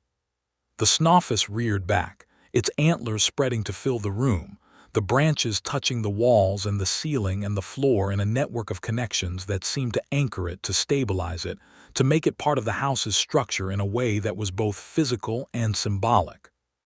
And Julian saw, with his expanded perception, the tethers that Elias had spoken of, the roots that extended from the creature's hooves into the floor, from its antlers into the walls, from its body into the air itself, a web of connections that tied it to the house, to the orchard, to the hills, to the entire Ozark landscape. The shears could cut those connections. The shears could sever the roots, disrupt the web, create the momentary shock that would displace the creature from this plane. But Julian hesitated, because the Snawfus was beautiful, because the symmetry it offered was real, because some part of him, the part that had accepted the graft, that had become part of the network, that understood the forest in ways his human self never could, wanted to join it, to become part of its immortal form, to lose his individual boundaries in the perfection of its design. "Choose," the Snawfus whispered, and the word was seductive, almost loving, a proposal of partnership that was not entirely false, not entirely predatory, but partially genuine, partially hungry for connection rather than merely consumption. "Become part of me and I will show you symmetries that your grandfather never dreamed. I will show you the forest from the canopy, the world from above, the eternal perspective that only the grafted can know. You will not die. You will not be consumed. You will be incorporated, transformed, elevated. Is that not what you seek? Is that not what all humans seek in their deepest hearts? To be part of something larger than themselves, to lose the burden of individuality, to find the symmetry that makes sense of the chaos." Julian felt the tears running down his face, and he did not know if they were tears of longing or tears of grief, if the Snawfus's words were reaching the human part of him, or the transformed part, or both, simultaneously in a harmony that was as beautiful as it was terrible. And he felt, too, the presence of the white creature behind him, its warm body pressed against his back, its antlers around his shoulders in an embrace that was not the Snawfus's seduction but something else, something that included choice, that included refusal, that included the possibility of remaining separate even while being connected. The white creature chirped, a questioning note that asked not for surrender but for decision, and Julian understood in that moment what his choice meant. If he accepted the Snawfus's offer, he would become part of the creature's symmetry, immortal and beautiful and utterly lost, his individual consciousness absorbed into a system that had no use for autonomy, for disagreement, for the creative friction that produced novelty and growth. He would become, in effect, another Elias, another trellis, another component in a design that was ancient and perfect and static. But if he rejected the offer, if he used the shears to sever the connections and disrupt the symmetry, he would remain himself, or whatever self he had become through the graft, capable of choice, capable of change, capable of growth that was not dictated by the Snawfus's eternal pattern, but by his own unpredictable, individual human will. It was not a choice between good and evil, between life and death, between salvation and damnation. It was a choice between two kinds of life, two kinds of death, two kinds of transformation, and the only criterion that mattered was the preservation of the self that chose, the autonomy that decided, the freedom that was both burden and gift. Julian raised the shears. The Snawfus saw the decision in his eyes, in the tension of his transformed muscles, in the angle of the blades that caught its light and threw it back as a promise of violence. It reared higher, its antlers spreading to block all exits, its body filling the room with a pressure that made Julian's ribs ache and his breath come short. "You choose poorly," the voice resonated, no longer seductive but cold, clinical, the voice of a predator whose prey has refused the mercy of a quick death. The symmetry does not forgive rejection. The orchard does not forget the branch that refuses the graft. You will be consumed, Julian Ashford, not incorporated, not transformed, consumed. Your cells will be scattered across the forest, your consciousness dissolved into the soil, your name erased from the ledger of the living. And your grandfather's experiment, your white cousin, your perfect graft, it will be destroyed as well, root and branch and blossom, because the symmetry tolerates no competition, no alternatives, no choices that are not its own. Julian did not answer. He brought the shears down, not on the Snawfus itself, but on the root that extended from its nearest hoof into the floor, the tether that connected the creature to the house's network, the anchor that held it in place. The blades bit into the root with a sound like a scream, like a bell, like the first note of a symphony that had no composer and no end, and Julian felt the shock travel through the network, a disruption that rippled outward from the point of severance like a stone thrown into a still pond. The Snawfus shrieked, not with its voice but with its body, the entire organism convulsing as the connection was broken, as the nourishment that flowed from the house to the creature was interrupted, as the symmetry that sustained its form was violated. And Julian struck again, and again, each cut of the shears severing another root, another tether, another connection, the network collapsing around the Snawfus like a net being pulled tight, the creature's form flickering, its white fur dimming, its antlers withdrawing as the branches lost their vitality, their blossoms falling like snow in a season that had no right to snow. The Snawfus fought back, its opal eyes blazing with a rage that was ancient and terrible, its body lunging toward Julian with a speed that defied its size, its antlers aimed at his chest with the precision of a spear, and Julian felt the impact. Felt the branches pierce his transformed skin and seek his heart, felt the graft that the white creature had given him being challenged by the older, stronger graft that the Snawfus imposed, two symmetries competing for the same host in a conflict that was biological and spiritual and existential. But the shears were still in his hand, and the white creature was still at his back, and together they formed a system that was not merely the sum of its parts but something new, something that combined the human will to choose with the forest's patience to endure. And Julian brought the shears up between his body and the Snawfus's antlers, the blades closing on the flowering branch that had pierced his chest, severing it with a cleanness that made the creature recoil, that made the remaining connections tremble, that made the symmetry falter. The Snawfus made a sound that was not a shriek but a chord, a complex frequency that conveyed not pain but absence, the loss of something that had been held for millennia, and its form began to destabilize, the white fur becoming translucent, the opal eyes losing their light, the antlers dissolving into blue smoke that drifted upward toward the ceiling and vanished through the roof as if the house itself were exhaling, releasing something that had been held too long. "You have won nothing," the voice came, fainter now, distant, echoing from somewhere that was not in the room, not in the house, not in the world that Julian knew. "The symmetry is eternal. The forest is patient. I will return, Julian Ashford. I will return when your graft has matured, when your choices have narrowed, when the beauty of your autonomy has faded into the burden of isolation. And then you will beg for incorporation. You will beg for the symmetry that you have rejected.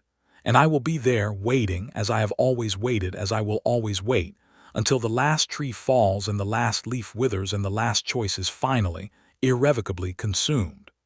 The blue smoke thickened, obscuring the creature's form, and when it cleared, the Snawfus was gone, displaced to some other plane, some other forest, some other canopy where it would feed and wait and plan its return. Julian stood in the center of the study, the shears heavy in his hand, the severed branch of the Snawfus's antler still embedded in his chest, his body trembling with exhaustion and triumph, and the terrible loneliness that came from choosing separation over union, individuality over symmetry, humanity over the eternal. The white creature pressed against him, its warmth a comfort that was almost enough, almost sufficient, almost the perfect graft that his grandfather had sought. But Julian knew, even as he leaned into the embrace, even as he felt the dogwood blossoms on his chest opening to receive the light that filtered through the broken roof, that the victory was temporary, that the displacement was not destruction, that the Snawfus would return as it had always returned, again and again, until the symmetry was complete or the forest was gone. And he knew, too, that he would be here when it came back, transformed but still choosing, grafted but still separate, part of the forest but not consumed by it, the counter-Snawfus that his grandfather had dreamed of and failed to achieve. He would tend the orchard. He would maintain the house. He would protect the white creature and learn from it and grow with it into whatever came next. And when the blue haze returned, when the canopy whispered with the sound of displacement, when the opal eyes looked down from the branches above, he would be ready, not to fight, not to flee, but to choose, again and again, the autonomy that was both his burden and his gift, the imperfect symmetry of a being that refused to be incorporated without consent, that demanded partnership rather than predation, that stood at the boundary between human and forest and declared, with every breath and every blossom and every beat of its hybrid heart, that the perfect graft was not union but dialogue, not absorption but exchange, not the end of choice but its endless, courageous, beautiful continuation. The house stood empty in the aftermath, its bioluminescence dimmed to a faint pulse that suggested not death but dormancy, not abandonment but waiting. Julian walked through the rooms with a transformed body that still surprised him, his movements fluid where they had once been clumsy, his perceptions expanded to dimensions that his human brain had never needed to process. The dogwood blossoms on his chest had opened fully now, their white petals contrasting with the rust-colored centers in a pattern that matched the archway at the gate, the symmetry of his own body echoing the symmetry of his grandfather's design in a way that was both beautiful and terrible. He could feel the orchard through the network of roots that connected the house to the trees, could sense the health of each trunk and branch and leaf as if they were his own limbs, could taste the chemical signatures of the soil and the water and the air in a synesthetic flooding that made the world more vivid than it had ever been. But he could feel, too, the absences, the gaps in the network where the Snawfus's roots had been severed, where the connections that the creature had maintained for centuries had been violently broken, leaving wounds in the landscape that would not heal quickly, that would fester and scar, and eventually, inevitably, call the creature back. The Snawfus was not destroyed. Julian knew this with a certainty that transcended hope. The shears had displaced it, had driven it from this plane to another, had disrupted its physical tether long enough for Julian to claim the territory, to establish his own network, to create a counter-symmetry that would resist the creature's return. But displacement was not destruction, and the Snawfus was patient in ways that humans could not comprehend. Its sense of time measured in seasons rather than seconds, in centuries rather than years. It would wait. It would heal. It would find another forest, another canopy, another population of prey to sustain it while it planned its re-entry into the Ozarks, its reclamation of the orchard, its consumption of the imperfect symmetry that Julian had established in defiance of its design. And when it would return not as a predator but as a force of nature, a geological inevitability, a symmetry so absolute that choice itself would be consumed. Julian had bought time, nothing more. But time, as Elias had said, was sometimes enough. Elias himself was dying.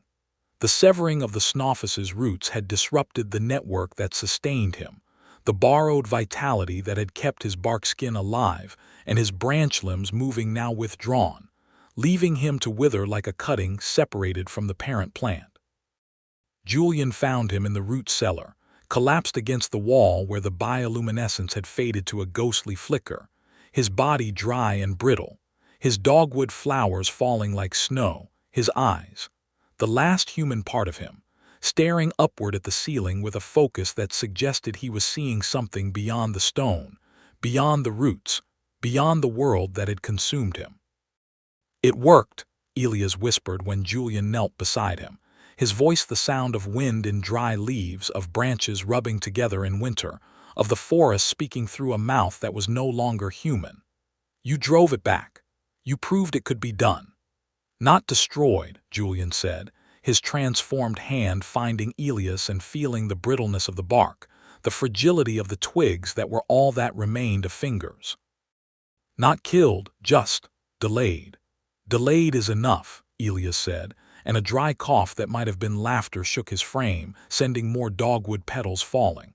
"For me, delayed is everything.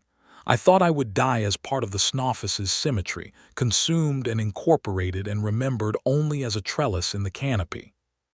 But you gave me something else, Mr. Ashford. You gave me a different ending. Not a good ending, maybe, but my own, and that's more than I ever expected." "I'm sorry," Julian said, though he did not know what he was apologizing for, what guilt he carried that needed expression, what debt he owed to this man who had tried to save him and had failed to save himself. "For what?" Elias asked, his opal reflective eyes finding Julian's with a clarity that was almost human, almost whole. "You didn't create the Snawfus. You didn't force the graft. You didn't choose this for either of us. You just responded as best you could. As we all do." He paused, his breathing shallow, his body settling into the moss with a looseness that suggested the last of his tension was finally releasing. "There's a cabin," he said, his voice fading. "Up the ridge past the old survey marker. I used to go there before the transformation. It's warded somewhat.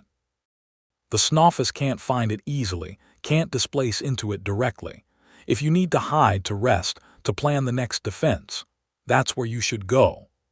"I'll take you there," Julian said, his transformed strength sufficient to lift the brittle body, his expanded perception mapping the route through the network of roots and sensors that connected the house to the ridge. "I'll care for you. The graft that saved me might save you too. The white creature, its cells, its symbiosis." "No," Elias interrupted, and the word was firm despite the weakness of the voice, the last assertion of a will that had not been entirely consumed. "No more grafts. No more transformations. I've had enough of becoming Mr. Ashford. I want to die as something that was once human, however briefly, however imperfectly. I want to return to the soil as myself, not as part of a larger design. And I want you to let me. That's my choice. The last one I have. Don't take it from me. Julian held him, the brittle body light in his transformed arms, and he felt the tears running down his face, the dogwood blossoms on his chest trembling with the pulse of his grief. "I won't," he promised. "I won't take anything from you. You've given me enough." More than enough. Elias smiled, a crack in the bark that revealed a glimpse of the human face beneath, the hunter that had been, the man that had tracked the Snawfus through these hills with courage and curiosity, and the fatal hope that understanding could lead to mastery. "Then leave me here," he said, "in the cellar where the roots can take me. Let me become fertilizer for the trees that your grandfather planted, food for the orchard that might one day be strong enough to resist the Snawfus without shears, without violence, without the endless cycle of displacement and return. Let me be part of something that grows, Mr. Ashford. Not something that hunts. That's my choice, my symmetry, my perfect graft." Julian laid him gently against the wall, arranging the brittle limbs in a posture that suggested rest rather than collapse, covering the bark skin with moss that would hold moisture and hasten the decomposition that Elias had requested. He stayed with him for hours or days, or what might have been weeks in the timeless cellar, watching the bioluminescence fade, listening to the breathing slow, feeling the warmth withdraw as the human part of Elias' crane finally surrendered to the vegetable part, as the last of his individual consciousness dissolved into the network that he had refused to join in life, but accepted in death. And when it was over, when the body was still and the bark had begun to crumble, and the dogwood flowers had fallen to dust, Julian climbed the stairs and walked out of the house into an autumn that was ending, a winter that was beginning, a world that had changed in ways that he was only beginning to understand. The white creature, his cousin, his kin, the perfect graft that his grandfather had sought, followed him out of the house, its hooves making no sound on the frost-covered ground, its antlers bare now, the dogwood blossoms having fallen in the aftermath of the Snawfus's displacement, leaving branches that were stark and white and beautiful in their own right. It pressed against Julian's side as they walked, its warmth a comfort in the cold air, its presence a reminder that he was not entirely alone, that some part of the Ashford legacy had survived the conflict, that the choice to remain separate had not condemned him to isolation. But Julian knew, even as he leaned into the creature's warmth, that their paths were diverging, that the hybrid was bound to the orchard in ways that he was not, that its biology required the network of roots and the canopy of trees and the specific chemistry of the Ozark soil, in a way that Julian's partly human body did not. He could leave. The white creature could not. And that difference, that boundary, that imperfection in their symmetry, was what made their relationship meaningful rather than merely biological, chosen rather than imposed, human rather than monstrous. They walked to the ridge together, to the cabin that Elias had described, a rough structure of logs and moss that had been built by hunters generations ago and maintained by Elias during his years of tracking the Snawfus. It was small, barely sufficient for one person, but it was dry and it was warm and it was hidden, tucked into a fold of the hillside that blocked the wind and obscured the view from below, accessible only by a path that Elias had known, and that Julian could sense through the network of roots that extended even here, even to the edges of the territory. They spent the winter in the cabin, Julian and the white creature, sharing the space in a companionship that required no words, that communicated through touch and chemical signal, and the shared experience of being something that the world had no category for, no name, no place. Julian tended his graft, learning to control the dogwood blossoms that bloomed and withered on his chest in cycles that matched not the seasons but his emotional state, his fear, his hope, his grief. He learned to sense the Snawfus's absence, to feel the empty space in the canopy where the creature had been, to track the slow healing of the network that its displacement had disrupted. And he learned, through the white creature's memories, the history of the orchard, the experiments that his grandfather had conducted, the visions that had driven Silas Ashford to pursue the perfect graft with a dedication that had cost him his humanity. The visions had come from the Snawfus itself, the creature communicating through dreams and pheromones and the direct manipulation of neural tissue, showing Silas possibilities that were both beautiful and terrible, symmetries that transcended the individual and merged into patterns of such complexity and perfection that they seemed to contain the meaning of existence itself. Silas had pursued those visions, had built the cellar and the tree thing and the network of mutated apples, had grafted himself into the trunk in the hope of achieving the perfect union that the Snawfus promised. But he had never achieved it, never reached the symmetry that the creature offered, because the Snawfus did not want partners. It wanted components. It wanted trellises. It wanted living scaffolding that would support its immortal form without demanding autonomy in return. And Silas, in his final moments, had understood this, had seen the trap that he had walked into, had tried to create an alternative, a counter-symmetry that would preserve choice while achieving union. The white creature was that alternative, born not from the Snawfus's design but from Silas's defiance, a hybrid that carried the creature's power but also the human capacity for refusal, for resistance, for the maintenance of boundaries even in the midst of connection. And Julian, who had inherited not just the property but the vision, was the fulfillment of that defiance, the proof that the perfect graft was not an ending but a beginning, not a consumption but a conversation, not the loss of self but its transformation into something that could choose, again and again, what it would become. Spring came to the Ozarks with a violence that surprised Julian, the winter having been so long and so deep that he had begun to believe that the seasons themselves had been disrupted by the Snawfus's displacement. That time was flowing differently in the creature's absence, that the world was waiting for its return before resuming its normal cycles. But the snow melted, and the buds swelled, and the dogwood bloomed in the forests with a profusion that seemed almost defiant, almost celebratory, as if the trees were asserting their independence from the creature that had used them as components in its crown, declaring their own beauty without reference to the symmetry that the Snawfus imposed. Julian watched the bloom from the ridge, his transformed eyes seeing not merely color but chemical signal, not merely beauty but communication, the trees speaking to each other in a language of pheromones and pollen that was older than human speech and would persist long after humans were gone. And he felt, through the network that connected him to the orchard, a stirring in the cellar, a pulse in the tree thing that was his grandfather, a signal that suggested not awakening but dreaming, not return but memory, the slow replay of a consciousness that had been absorbed into vegetable time and was now experiencing the seasons not as events but as states, not as changes but as continuities. Silas was still in there, Julian realized, still aware, still growing, still part of the network that Julian had inherited. And perhaps in the long years to come, Julian would find a way to communicate with him, to reach through the vegetable tissue and touch the human mind that still lingered, still remembered, still hoped for a perfection that it had never achieved. But that was work for the future, for the long seasons of tending and waiting and preparing that stretched ahead like the hills themselves, endless and patient and full of possibility.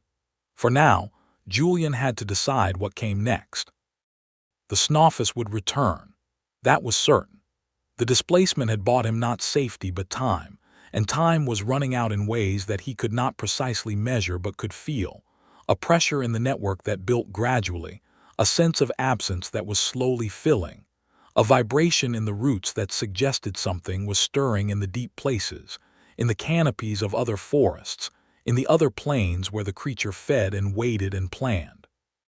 When it came back, it would come not as a seducer but as a conqueror, not with offers of symmetry but with demands for submission, not with the patience of a predator but with the urgency of a force that had been denied too long. And Julian would need to be ready. He would need allies, defenses, strategies that went beyond the pruning shears and the momentary disruption of displacement. He would need to understand the Snawfus in ways that Elias had never understood it, that his grandfather had never understood it, that perhaps no human had ever understood it.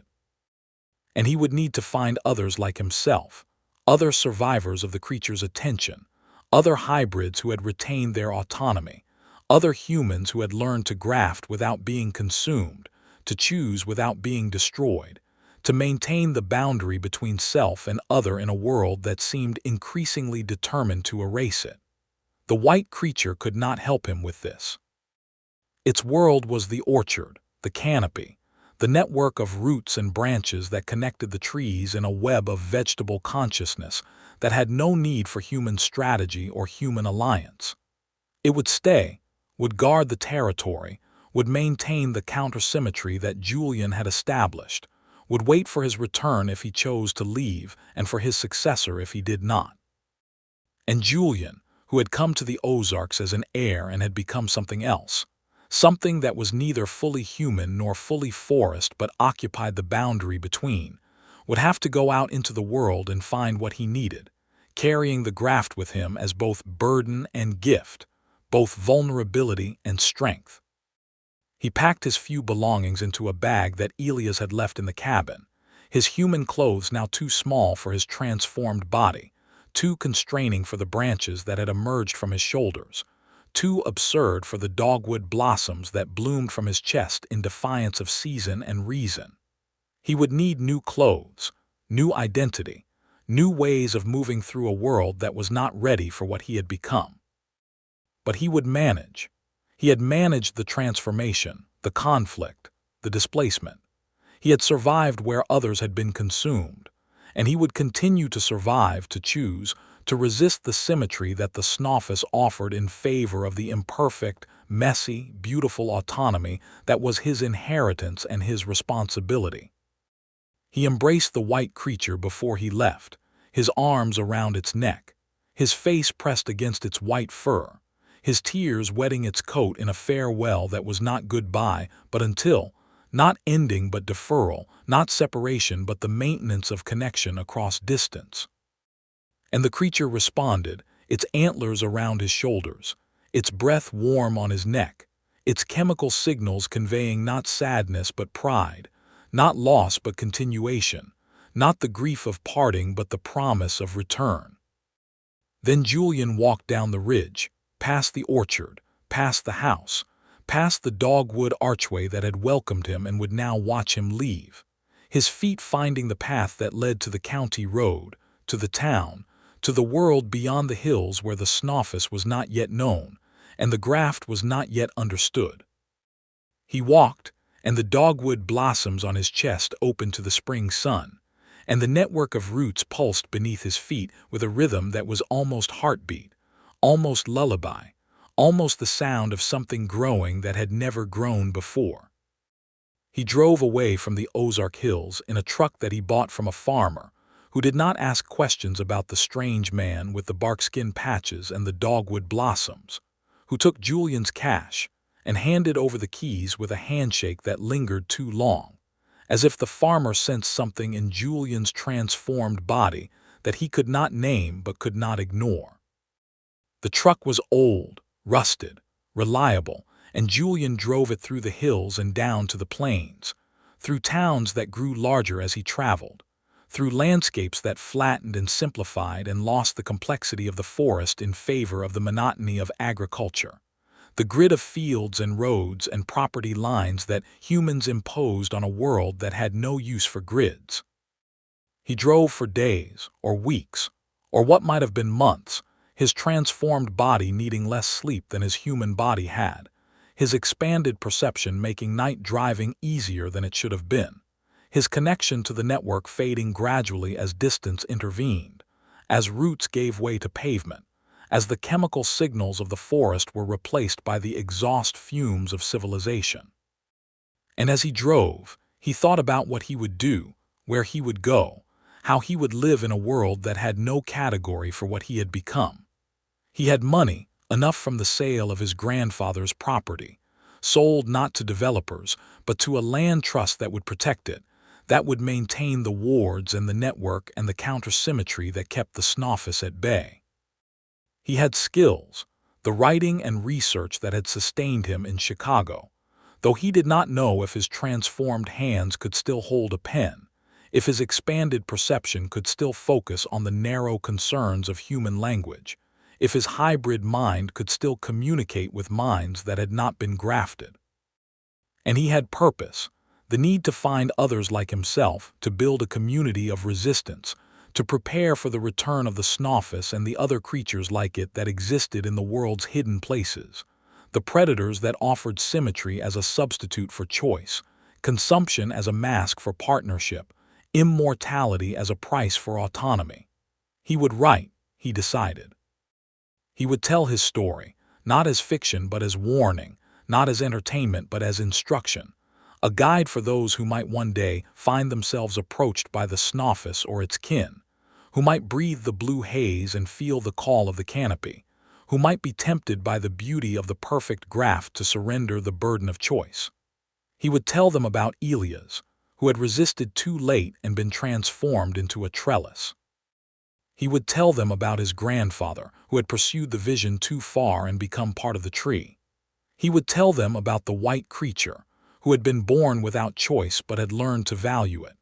And he would tell them about himself, about the graft that he had accepted and directed, about the shears that he had wielded, about the displacement that he had achieved and the return that he awaited. He would tell them that the perfect graft was not an ending but a beginning, not a destination but a process, not the loss of self but its endless, courageous, beautiful transformation. And he would tell them that the Snawfus was still out there, in some canopy, in some forest, in some plane that humans could not perceive, waiting for the symmetry to be disrupted, for the network to weaken, for the counter-symmetry to falter. It would come back. That was certain. The only question was when and how, and whether the world would be ready. Julian drove on, the truck's engine humming a tune that was almost lullaby, almost warning, and the dogwood blossoms on his chest trembled in the wind that came through the open window, and the autumn hills receded behind him in waves of color that were both beautiful and terrible, both farewell and promise, both ending and beginning. He was the lone survivor, the inheritor of a legacy that he had not sought and could not escape, the guardian of a counter-symmetry that was imperfect and temporary, and yet somehow, impossibly, enough. And he would carry that legacy forward, into the flatlands and the cities and the places where the forest was memory rather than presence, where the canopy was concrete rather than leaves, where the Snawfus was legend rather than threat. He would carry it, and he would wait, and he would watch, and when the blue haze appeared again, when the displacement began again, when the symmetry asserted itself again, he would be ready. Not to fight, not to flee, but to choose, as he had chosen in the cellar, as Elias had chosen in his final moments, as his grandfather had failed to choose but had enabled through his experiments and his vision, and his terrible, beautiful, doomed pursuit of the perfect graft. He would choose autonomy over incorporation, dialogue over domination, the imperfect symmetry of individual will over the perfect symmetry of forced union. And he would hope, against all evidence, against all history, against the patient hunger of the forest and the endless waiting of the canopy, that his choice would matter, that his resistance would persist, that his story would inspire others to make the same choice, to maintain the same boundary, to preserve the same imperfect, messy, beautiful autonomy that was the only thing that made life worth living in a world that offered eternity at the price of selfhood. The truck crested a hill, and the plain spread before him, flat and wide and full of possibility, and Julian Ashford, who had come to the Ozarks as a man and was leaving as something else, pressed the accelerator and drove toward the horizon. The dogwood blossoms on his chest opening to the sun, the lullaby in his throat rising to a hum that was almost song, almost prayer, almost the sound of something growing that would never stop growing, never stop choosing, never stop becoming whatever it decided to become. But the story does not end with Julian's departure, nor with his resolve, nor with the hum of the truck's engine carrying him toward a future that he could not predict and would not control. The story ends where it began, in an orchard that is older than memory and will outlast the memory of those who tended it, with a creature that waits in the canopy with a patience that is older than human civilization and will persist long after human civilization has fallen. The Snawfus is not destroyed. The Snawfus is not defeated. The Snawfus is displaced temporarily to a forest that is not the Ozarks, a canopy that is not the orchard, a plain that is not the one that Julian inhabits, but it remembers. It remembers the orchard, the Ashford bloodline, the countersymmetry that disrupted its design. And it plans. It plans with the patience of a tree, the cunning of a deer, the hunger of a predator that has never known satiety. In the displaced forest, it moves through the canopy by displacement, by rearranging space around itself rather than moving through it, by appearing on branches that were empty a moment before and vanishing from branches that were occupied. It feeds on the symmetries of this new place, on the living things that it presses its antlers into, on the humans and animals and trees that it incorporates into its immortal form, maintaining its existence through the constant consumption of others. But it is not satisfied. The symmetries here are imperfect, temporary, lacking the complexity and perfection of the Ozark orchard, the Ashford network, the counter-symmetry that had challenged its monopoly on the perfect graft. It feeds, but it hungers. It incorporates, but it yearns. And in its yearning, it sends out signals, pheromones, dreams, visions of the symmetry that awaits, of the orchard that calls, of the bloodline that must be consumed before the challenge to its design can spread, before the idea of choice can infect the forest, before the imperfect symmetries of individual will can replace the perfect symmetries of forced union. The signals drift through the displaced forest, through the canopies and the roots and the networks of connection that bind all forests in a web of vegetable consciousness that humans cannot perceive and predators like the Snawfus can exploit. And somewhere, in another orchard, in another set of hills, in another bloodline that has pursued the perfect graft with a dedication that borders on madness, someone receives the signal. Someone breathes the blue haze and feels the call. Someone looks up from their work and sees the white shape in the canopy, the opal eyes, the flowering antlers, and feels their heart respond to a symmetry that seems to contain the meaning of existence itself. And that someone, whoever they are, whatever they have become, will face the same choice that Julian faced, the same temptation, the same terror, the same possibility of transformation without consumption, of union without loss, of the perfect graft that preserves choice. Some will fail, as Elias failed, as Silas failed, as countless others have failed across the centuries that the Snawfus has hunted. Some will succeed, as Julian succeeded, finding the strength to resist, to choose, to maintain the boundary between self and other even in the face of beauty that transcends resistance. And some will find a third path, a way that neither Julian nor the Snawfus foresaw, a symmetry that includes both choice and incorporation, both autonomy and union, both the individual will and the collective design. The Snawfus does not know this third path. It cannot conceive of it. Its mind is ancient and perfect and static, incapable of the innovation that comes from the friction of disagreement, the creativity that emerges from the collision of separate wills. But the forest knows. The forest, which is older than the Snawfus and will outlast it, which has incorporated countless species and expelled countless others, which maintains its existence through a balance of competition and cooperation that the Snawfus's forced symmetry can only approximate. The forest knows that the third path exists, and it waits, with a patience that exceeds even the predators, for the moment when the Snawfus's displacement becomes permanent, when its return is prevented not by shears but by evolution, when the perfect graft is achieved not by imposition but by emergence, not by design but by the endless, courageous, beautiful process of becoming that is the only truth the forest has ever known. Julian drives on, the truck's engine humming, the dogwood blossoms trembling, the horizon receding before him like a promise that keeps its distance.